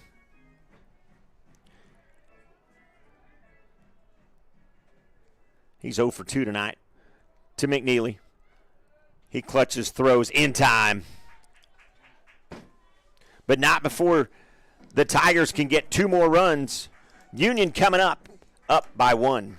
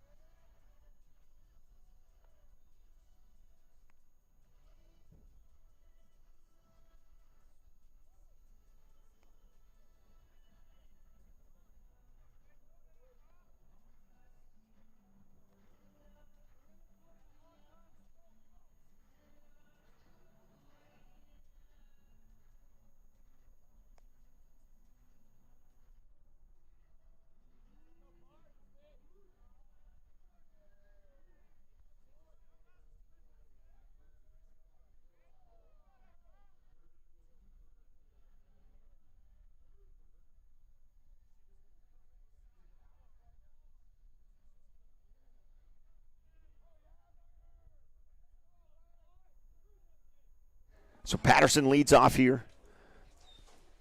Bottom of 4. After a lengthy delay because of the injury to Jacob Garvey. And I will tell you on behalf of everybody here at the Booster Club, Union Sports Network, Union Public Schools, we wish that young man a quick recovery and definitely sending prayers out to the family right now. Now, in fairness, if you're just joining us, he did walk off with quite a bit of help, but he did walk from about 360 feet out there back to the dugout. But as a precautionary measure, they did call IMSA and they did take him away, but he was conscious and talking to some teammates, as some of you saw if you were here watching. I want to thank Coach Tanner Bushyhead for joining us, talking a little golf.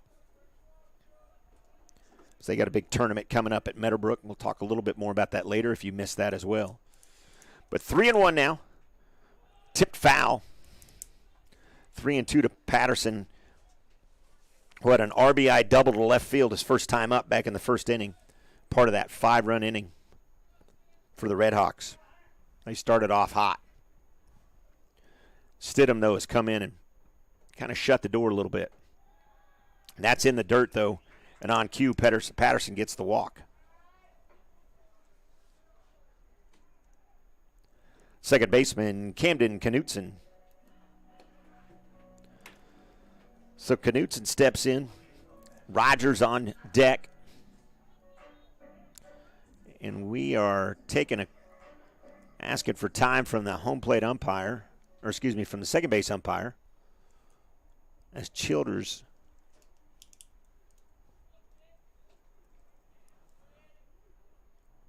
needed some attention. We're back. Stidham delivers. The bunt's down, right down the first base line. And that's a good sacrifice there by Mr. Knutson.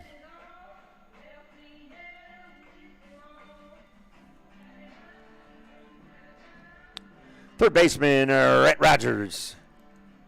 So Rogers steps in. Knutson does his job as he gets Parker over to scoring position as he stands on second.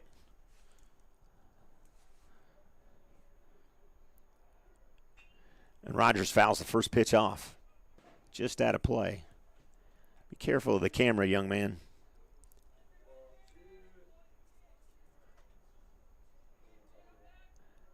That's what you're seeing at home. Some of the shots that you're seeing, Andy has taken a couple of cameras and put them on each dugout, and then, of course, we got the center fielder camera that you're looking at right now. And that's high. 1-1. So 4 cameras.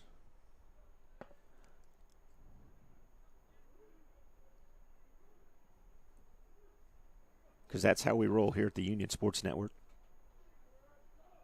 I don't think you have 4 cameras for football, do you? Oh, you have 5. My bad. Football gets everything. Swung on. That's going to fall. Brown play at the plate. Not even close. As Rogers will come up with the double. An RBI double as he scores Patterson after the walk. And the sacrifice by Knutson.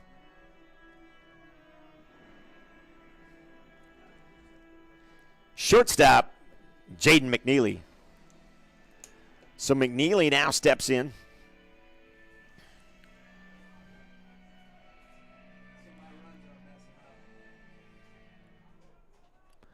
And there's an opportunity here.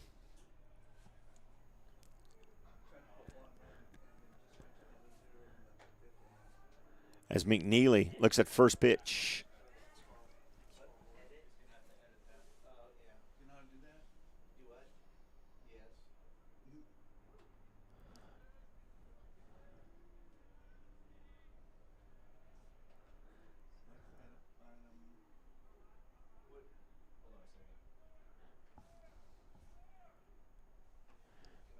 Outside. And Henderson is going to call time and walk out to talk to Stidham.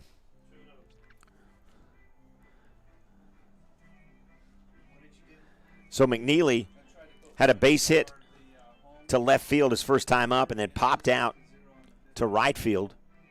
So he's 1 for 2 as Henderson comes back after his quick conversation with Stidham. And McNeely will step back in as it's 2-0.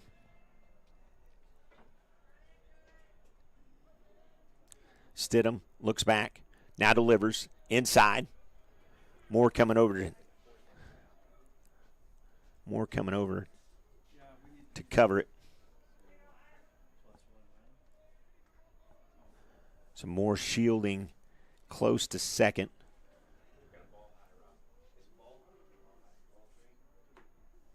Three and 0. Stidham looks back and delivers.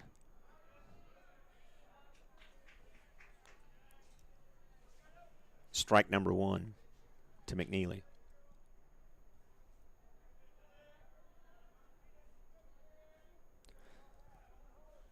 Rogers stands on second as his RBI double. And that'll get down. Jeff Brown sending the runner. Here comes the throw. Not in time. Takes off for second, and they're safe there. Safe everywhere. And Rogers scores all the way from second as McNeely advances to second base.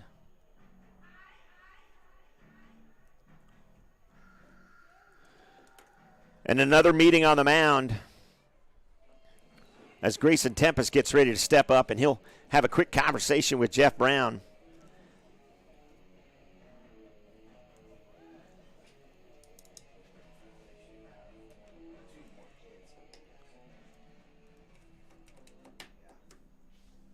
And Coach Dobson out to give some instructions.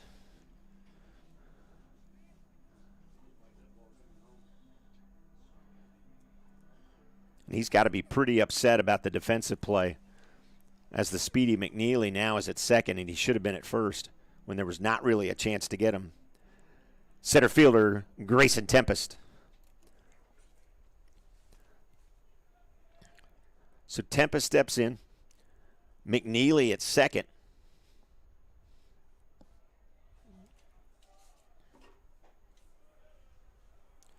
First pitch strike.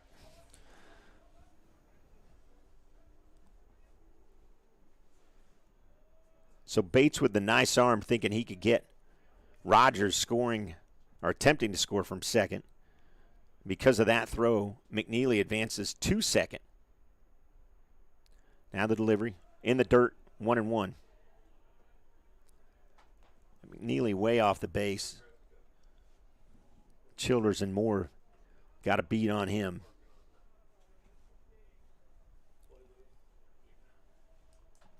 I'd like to see Tempest get out of the kind of funk that he's been in. Now Moore over. Stidham looks back. Now he delivers. That's well hit out to center field. Bates will quickly get it in. And Tempest is 0 for 3 tonight.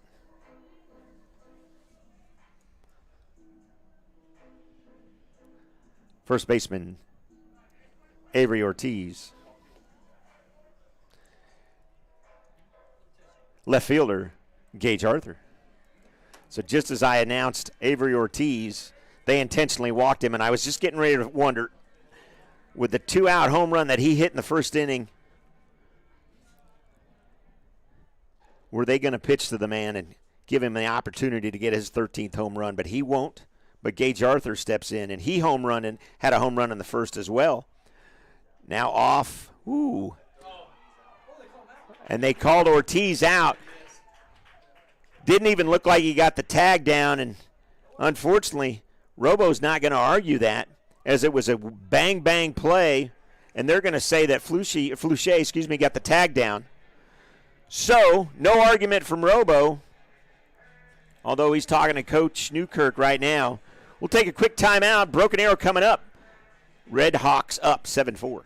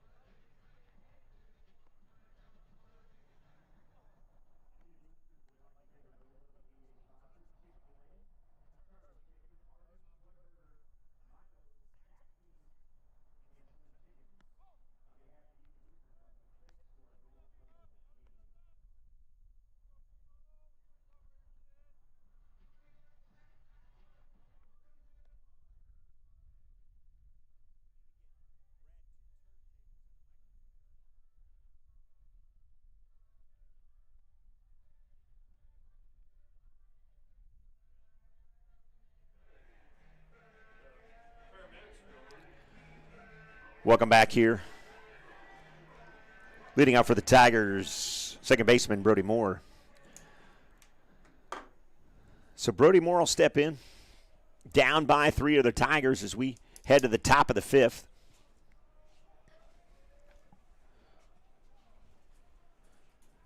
Evan Shea back out to Knutson to first in time.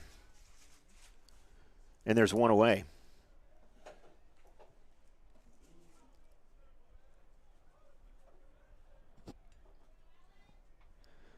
Designated hitter Alex Spencer.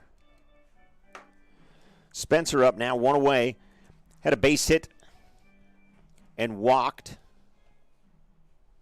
in the second and third, respectively. And he'll look at the first pitch high.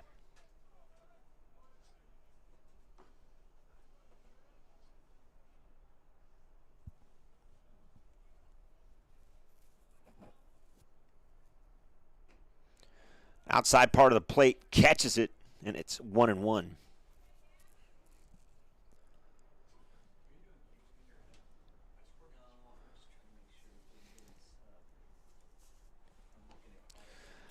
Strike number 2.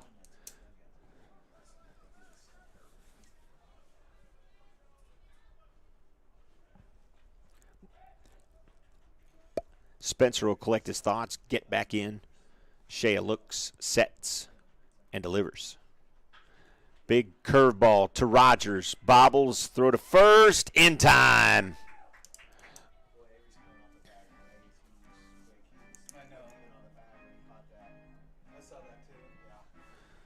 So Rogers, a nice recovery as he bobbled it. Spencer, not a lot of speed, and Rogers threw him out by about a step. Left fielder Cole Duvall.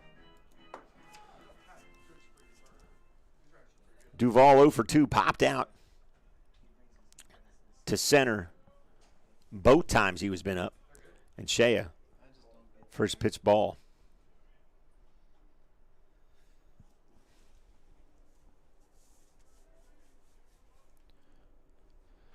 Now he'll lay down the bunt. Briggs out quickly to first. And it's 3 up, 3 down. Go the Tigers. We head to the bottom of the 5th. Gage Arthur coming up.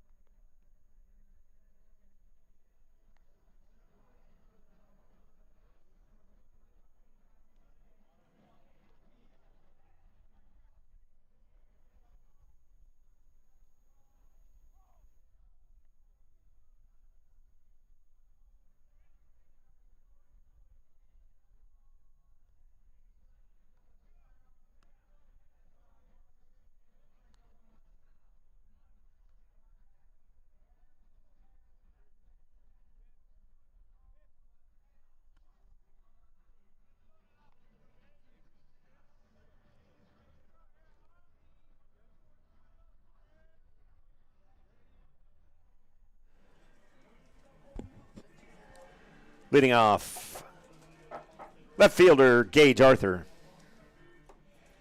So Arthur checks in here. Laced a home run in the first inning, grounded out to third his second time up. So he's 1 for 2. The lead is 3 for the Red Hawks as we go to the bottom of 5. Stidham back on the mound for Coach Dobson. And delivers. Slow grounder to third.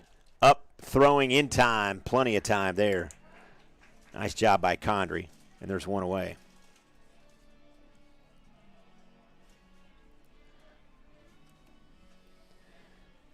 Catcher, Brody Briggs.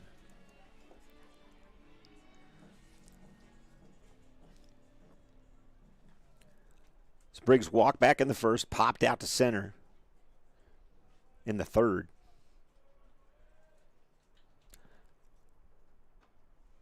Outside. Don't forget, as mentioned earlier, Union Soccer tomorrow night. Brandon McCombs on the call. Girls start at 6 and the boys at 8. Sure like to see you all come out if you can. If not, you'll get the sultry voice of Brandon McCombs.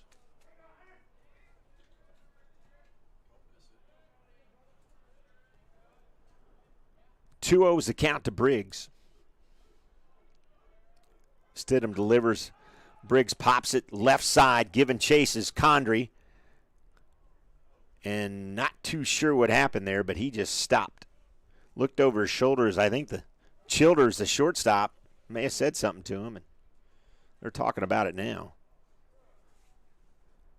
So Briggs got a gift. Unless Condry lost it in the lights, which is very possible. Or the wind, as that wind continues to howl as I look out at Old Glory.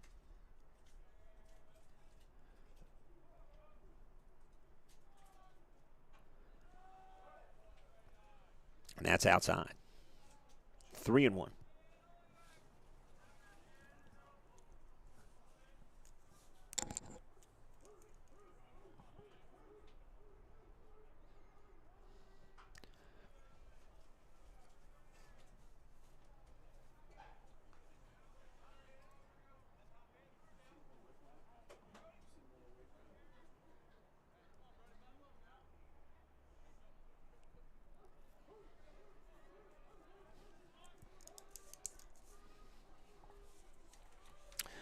Three-two delivery in the dirt, and Briggs will get another walk.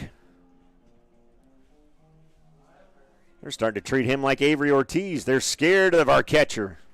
That's how that works. Designated hitter, Preston Petty. So Petty steps in. He walked and struck out. Braden Ross will step in and run for Briggs. And Ross with the sizable lead as Stidham looks over his left shoulder, and he'll throw. Squibbler down the first base line, picked up there by Fluche, and there's 2 away.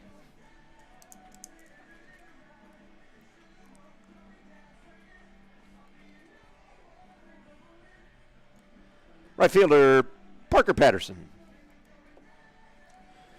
Patterson up, had an RBI double in the first and walked in the fourth. Ross in scoring position now, and he takes a big lead. Moore over to Shields' second base. Stidham looks back and delivers. First pitch swinging foul.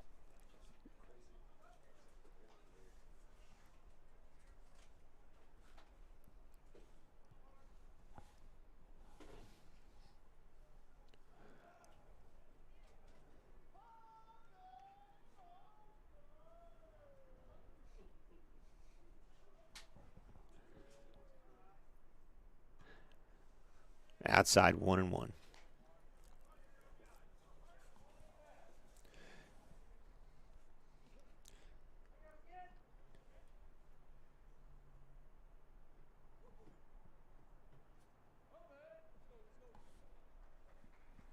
Ross again with a sizable lead. Moore over to shield him. He'll back off. Stidham delivers, and it's low. 2-1.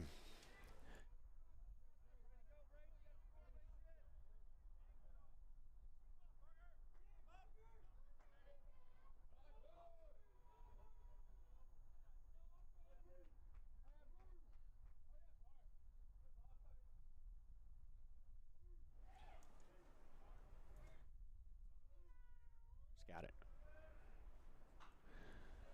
Pop foul.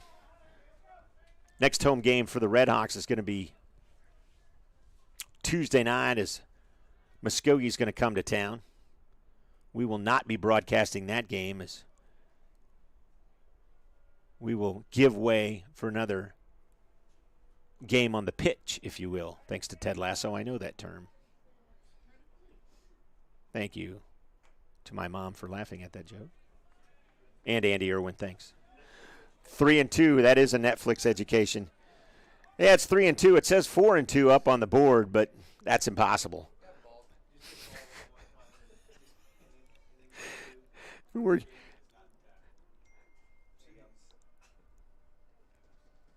having a little fun up here right now. As that's hit out right center. That's going to fall. That'll go all the way to the wall. Gregory with a great opportunity to get it, but he can't throw to third. Not in time.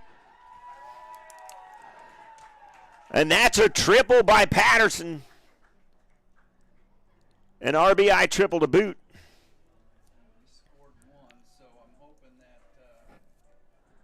And then he'll step Knutson, who popped out in the first but got an RBI out of the deal and then did his job in the fourth with a sac bunt. Second baseman Camden Knutson. So Knutson steps in, and another opportunity for him to get his second RBI of the year. As that's the third. Childers up, throws in time. But not before a timely triple by Patterson scores one. Union goes up by 4. Broken Arrow coming up.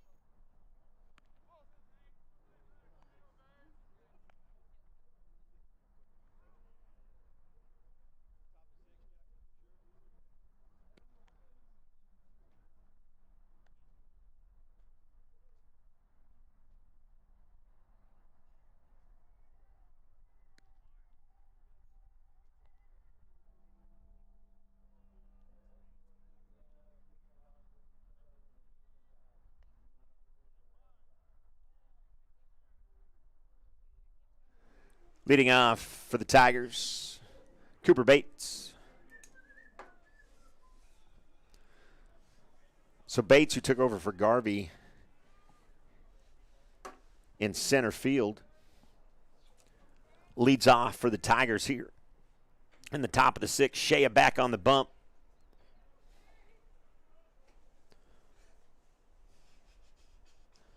As he scattered 7 hits, giving up 4 runs so far on the evening, and that's popped up.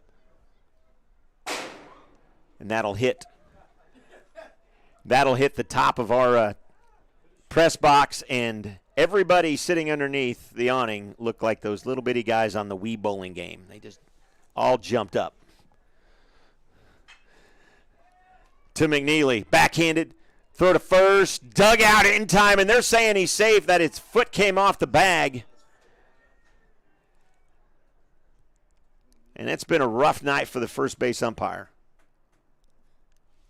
as he dug it out, but sure looked like Ortiz kept his foot on the bag. Shortstop, Grayson Childers.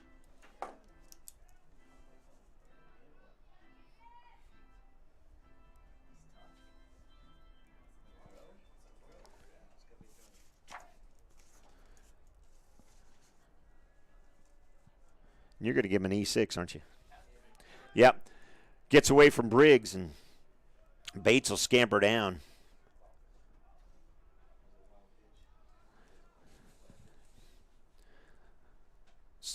So Bates will scamper down to second on the wild pitch by Shea. Childers popped out in the first and the second, then got a base hit. Was kind of hitting the hole, and McNeely, slow hit, and he just couldn't do anything with it, as Childers got down the line quickly. So he's 1 for 3.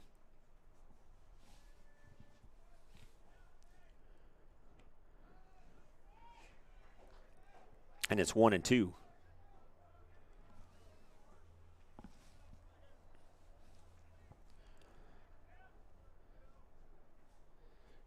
Nobody out. Bates at second.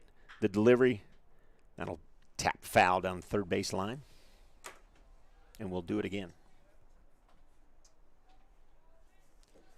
So a lot of soccer coming up on the Union Sports Network, as you heard, Friday and next Tuesday.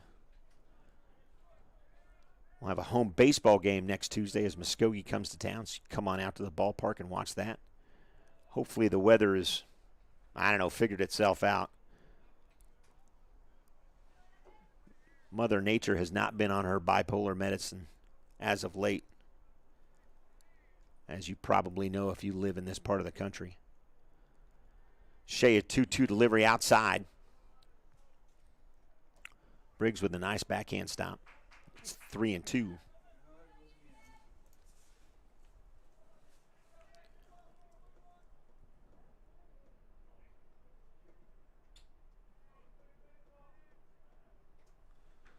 Swung on, tap foul. Childress stays alive.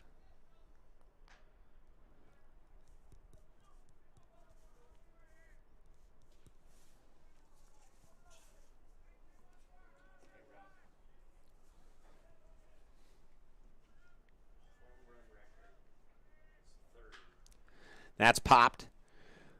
Tempest giving chase. Gets it, tags the throw. And that's a pretty nice throw there by Tempest. Two-hopped it in, and Bates will have to retreat to second.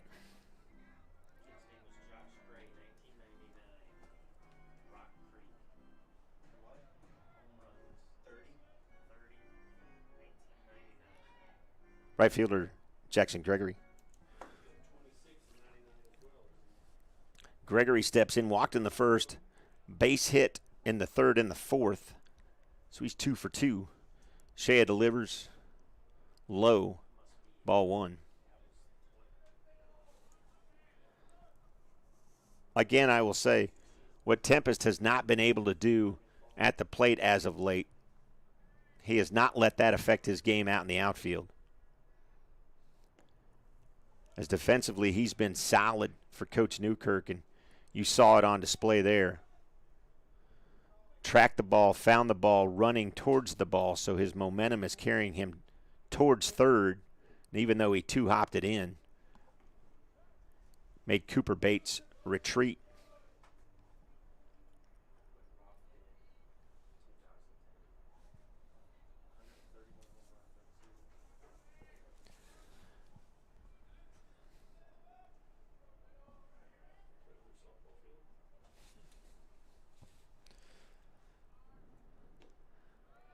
Delivery for strike number 2.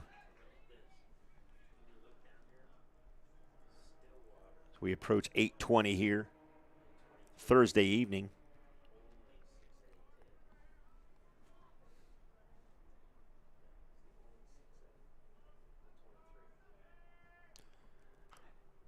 A slow curveball tipped back up and looked like it may have caught Gregory in the face a little bit, but he'll shake it off.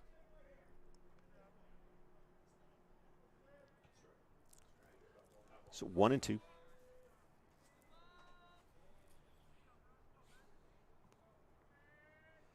Runner goes, throw down to third, beat him by a mile. Folks, I'm sorry, you just do not run on Brody Briggs.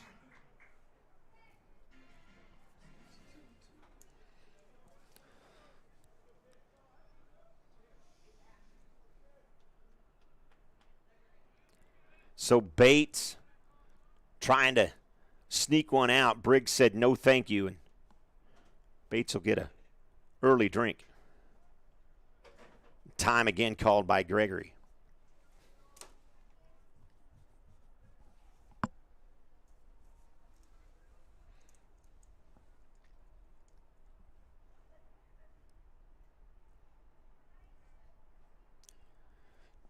Two out, 2-2 count, the delivery just outside, and back to full count.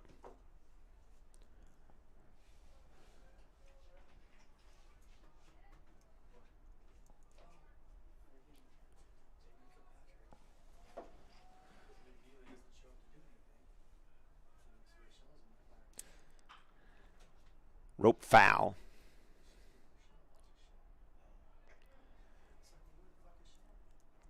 And the conversation that I had with Andy Irwin just ran through my mind.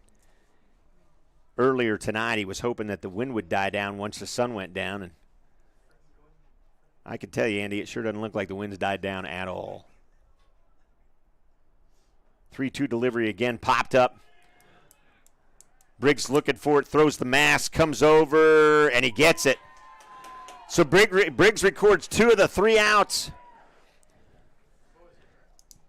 And the Tigers go in order. Union coming up, bottom of the 6th after this.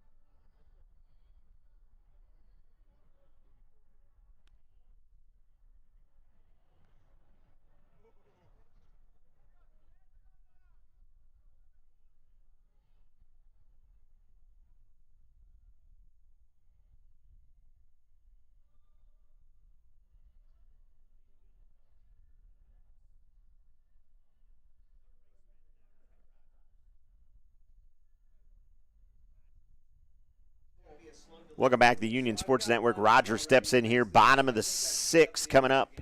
9-1-2 hitters up to bat here for the Red Hawks. And Rogers looks at their first pitch ball. So do I just push the edit again? It's like So for Union, 8 runs on 7 hits. For the Tigers, 4 runs on 7 hits. just put the count to drag up there. All right. 1-1. And it's 1-1.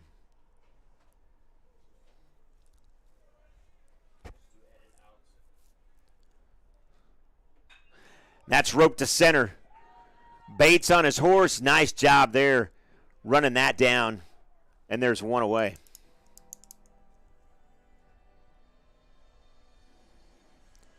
Rogers gave that one a ride, but Bates was able to track it down. Shortstop, Jade Mcneely. So McNeely will step in now. He's 2 for 3 with a base hit in the first and a double and an RBI in the 4th. Popped out in the 2nd.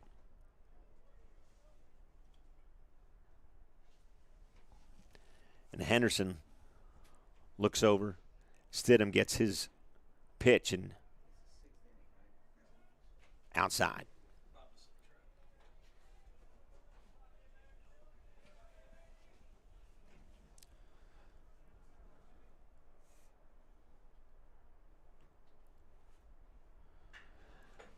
That's laced and down.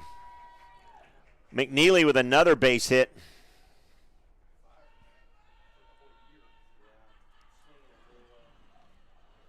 And he's 3 for 4. Center fielder, Grayson Tempest.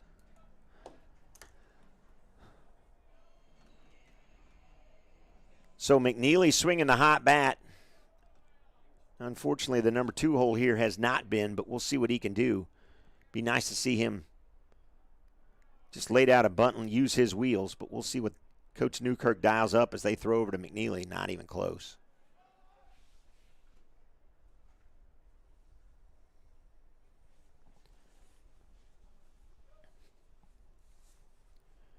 Talked about it earlier, what Tempest has not done at the plate as of late. He's made up for in the outfield for sure. Runner goes, swing, no throw. So McNeely with another stolen base.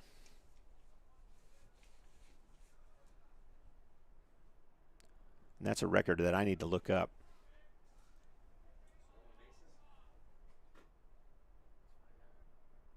Just on cue, Brad Mueller's going to tell me how many. What's home runs? 13? 30. 30? Yeah, 30 home runs. We talked about that earlier. So if you guys couldn't hear, the home run record is 30 back in 98, 99. Record for stolen bases is 89 in 2001. Yeah, state record. Yeah, state record. So McNeely's got, 72 bases to go before he breaks that record? And 89 from Vian. I'm going to have to dial up Casey Jordan here as my color guy on the basketball side is from Vian, so we'll Chad Lane from Vian, Oklahoma. So I'll dial up.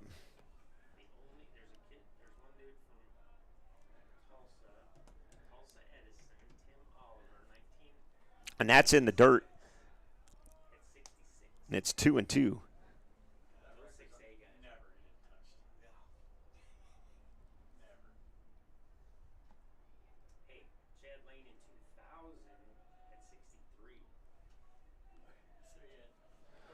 So the 2-2 delivery, McNeely at third, or Mcneely at second. I'm already giving him another base.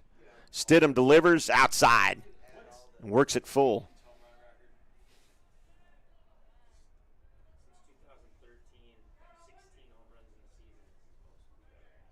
That's as a team. Oh, well, like who hit the most, like individually? So it's Avery Ortiz. There's no way. I mean, like the record for stolen bases. Delivery, tip foul. Oklahoma record for stolen bases in a career. Brad, what year was that Edison guy?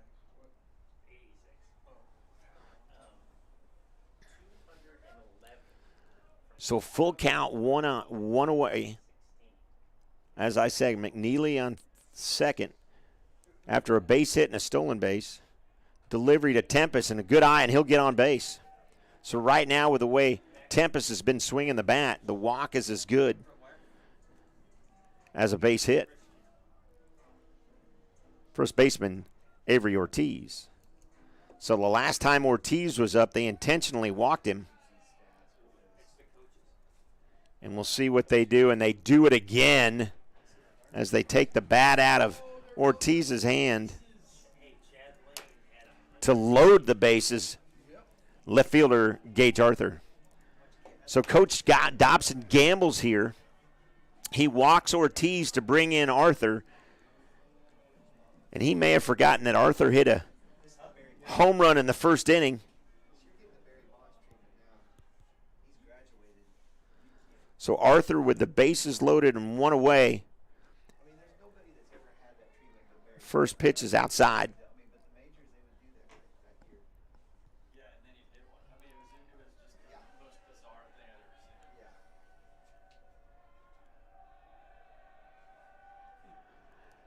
And the dugout comes alive. Strike on the outside part of the plate, 1-1. We had a really, really great crowd earlier, and this weather and this cold and April cold has kind of chased quite a few. We appreciate everybody coming out and supporting the MS, or strikeout for MS evening.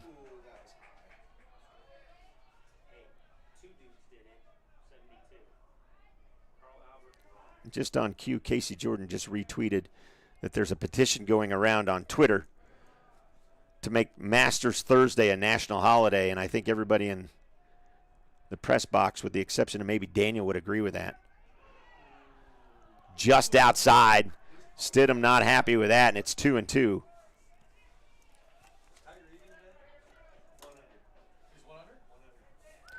So 2-2, bases loaded. Josh Fields, OSU, hit 31. Arthur calls for time as Stidham took his time to deliver the ball, and Arthur was tired of waiting. He's the only 6'8" kid. Cody Elders, Now Stidham back into delivers. Popped up. he hit 28. Lots of people calling for it. The wind's going to get away, and what a catch. What a catch. Fluchet made one heck of a catch. He lost it. He was surrounded by the second baseman in Moore and the right fielder in Gregory. And that almost looked like it was just going to fall. But regardless, catcher Brody Briggs. Briggs steps in now, still with an opportunity to do some damage. As I've told you before, 2 outs is not a big deal for this club.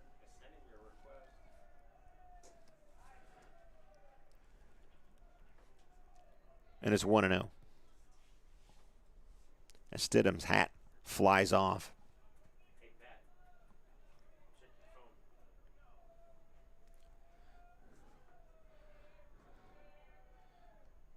phone. Low, 2-0. So Briggs in a great opportunity to help out his pitcher. Walked, popped out to center and walked in the 5th. So good eye by Briggs tonight. We'll see if he can get another walk and get an RBI out of the deal. That's Low, 3-0. Henderson's going to go out and have a conversation with Stidham.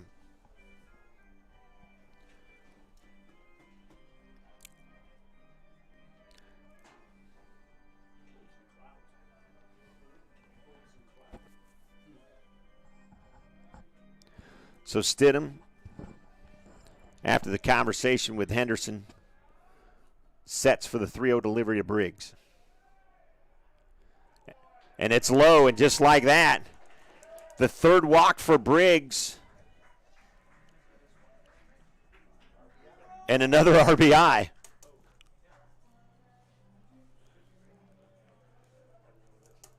Coach Dobson's going to come out and have a conversation. And that's going to be the evening for Stidham.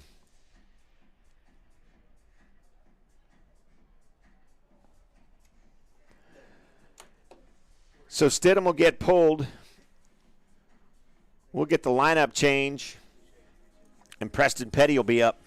When we come back, Union up by 5, bottom of 6.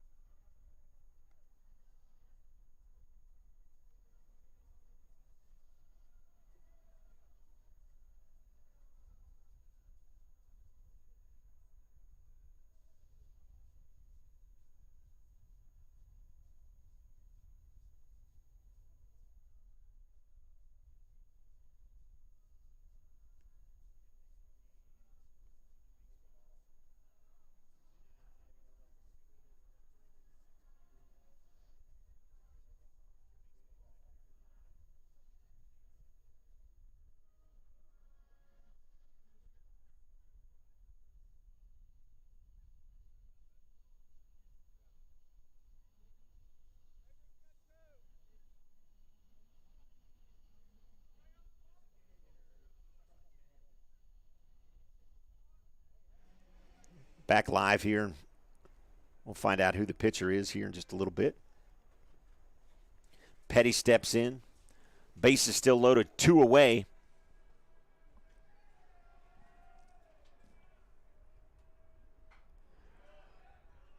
First pitch swinging foul. Come on, Preston, get us the base hit. And some insurance runs would be nice. The lead is 5, but the bases are loaded. Petty tonight walked in the first, struck out in the third, and grounded out in the 5th. And it's 1-1.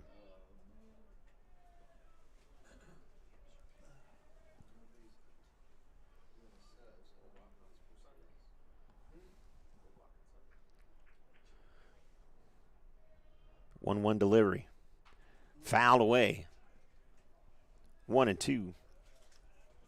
So how did we get here? Well, base hit by McNeely. Tempest and Ortiz both walked. Arthur popped out. And then Briggs with the nice eyes picked up his 3rd walk and an RBI.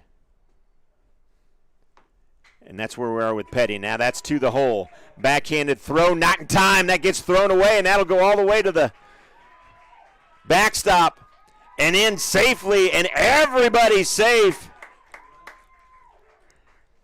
As speed again kills. McNeely and Tempest both score.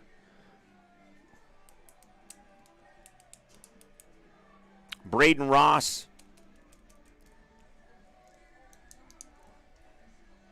and Petty end up at 3rd and 2nd, respectively.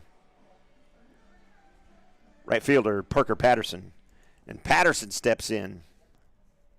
The girls' soccer team has requested that you announce they play at home tomorrow. I'm getting text messages.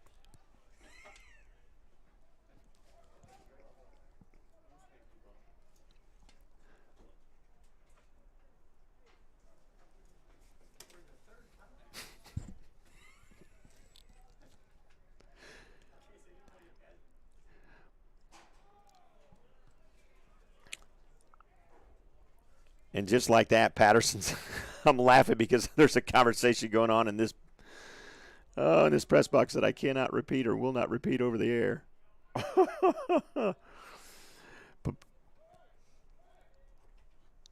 0-2 delivery, popped to Childers. He's got to hurry, and they're going to punch him out.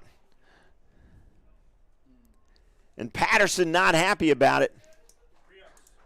But that's 3 outs no matter what. The lead is 5. Broken Arrow's down to the last 3 outs. And they're up to bat after this.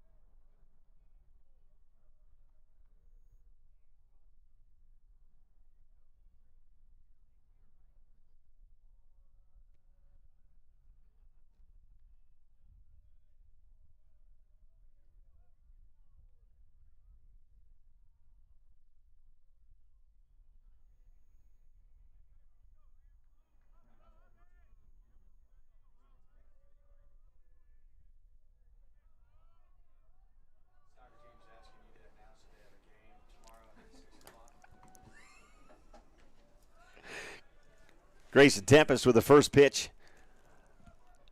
Strike to Landon Fluchet.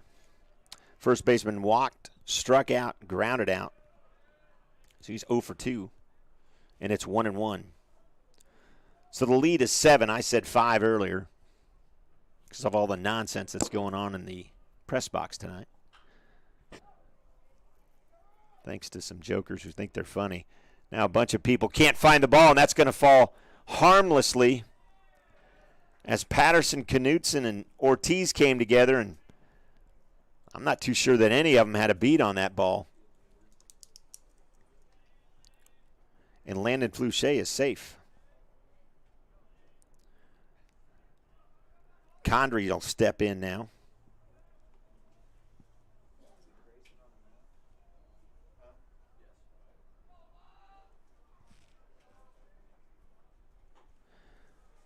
Condrey steps in.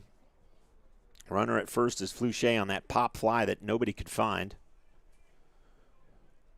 Whether it was wind or lights or miscommunication, we don't know. But regardless, Landon's on first. Nobody out. We're in the top of the 7th here.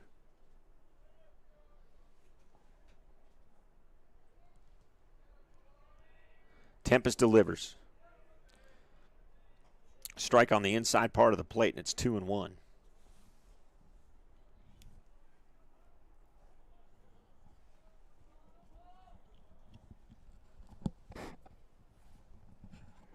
Swing and strike, 2-2.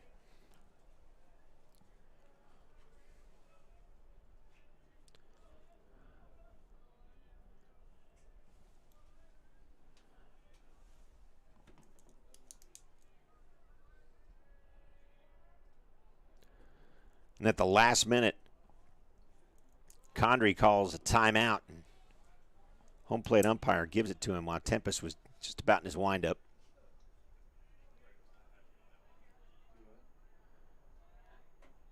Tempest gets the sign.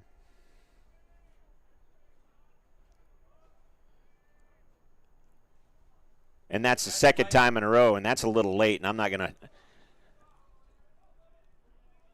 100% sure that home plate umpire is doing either player any favors. You just can't do that. Again, Tempest delivers, and it's low.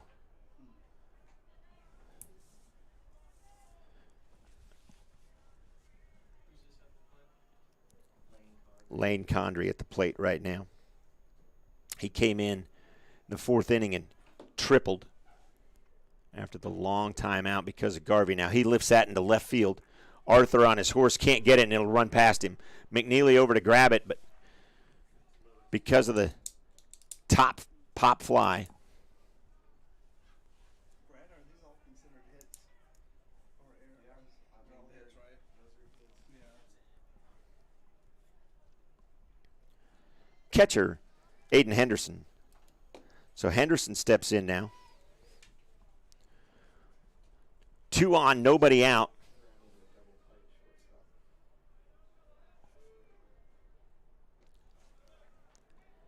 Henderson tonight. Grounded out, got a base hit in the 3rd and grounded out in the 4th. He's 1 for 3. Tempest delivers. Striking, it's 1-1.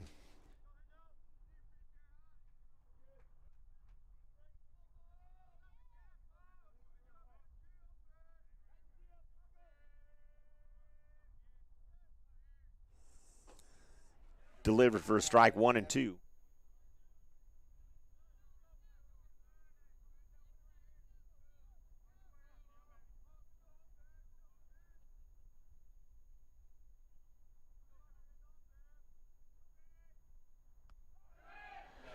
And a punch out there by Tempest. Timely, as I'm getting ready to tell you, for Evan Shea. He threw 120 pitches, gave up 3 runs, 2 strikeouts on 7 hits, had 4 walks. And with a 7-run lead, Coach Newkirk goes to the bullpen and brings in the center fielder, Grayson Tempest. And he gets a strikeout.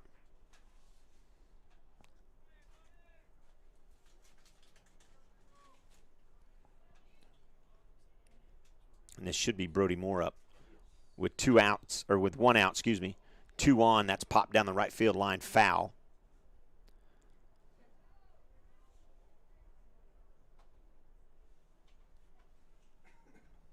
So Brody Moore tonight, 1 for 3. He was one of Evan Shea's 2 strikeouts. Pop foul, back over us, and it's still 0-2.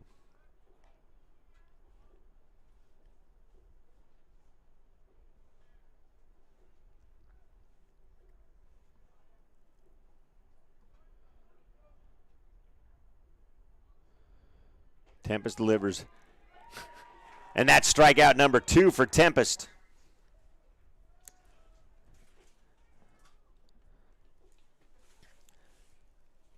As the DH and Alex Spencer will step in. And the Tigers are down to their last out. Down by 7.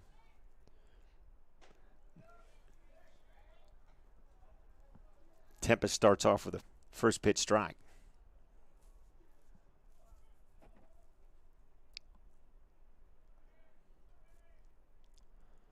Swung on, pop foul, 0-2. And now the Tigers are down to the last strike.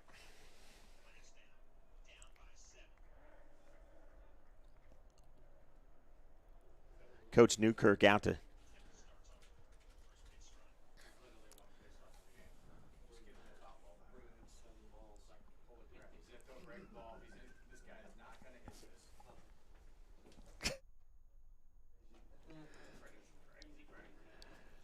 So James Francis collects enough balls to play an entire game, and we're back underway. Tempest 0-2 delivery. 2 on, high. Briggs out of the crouch quickly, so that doesn't go to the fence here.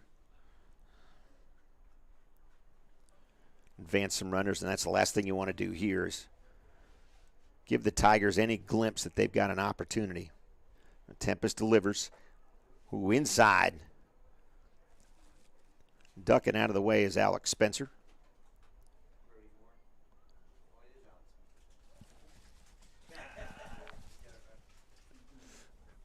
The 2-2 delivery to Moore, or to Spencer. Didn't go.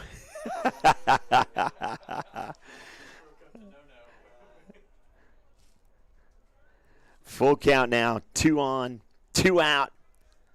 Top of 7. Red Hawks up by 7. Runners will be going as we're reminded by Briggs. Boom, and strikeout number 3. Tempest strikes out 3 in the inning after giving up a couple of base hits. The Red Hawks win by 7 over the Tigers on strikeout for MS night. Our next broadcast is tomorrow night as the lady and the men play a little soccer against Edmond North. Girls will start at 6, the boys at 8. And then next Tuesday as well is soccer. Our next home game for the Union Red Hawks will be next Tuesday against Muskogee. First pitch at 6. You'll have to come here to the ballpark to check it out. So for Danny Lopez and Andy Irwin, I'm Jim Douthit. Red Hawks win by 7. Good night, everybody.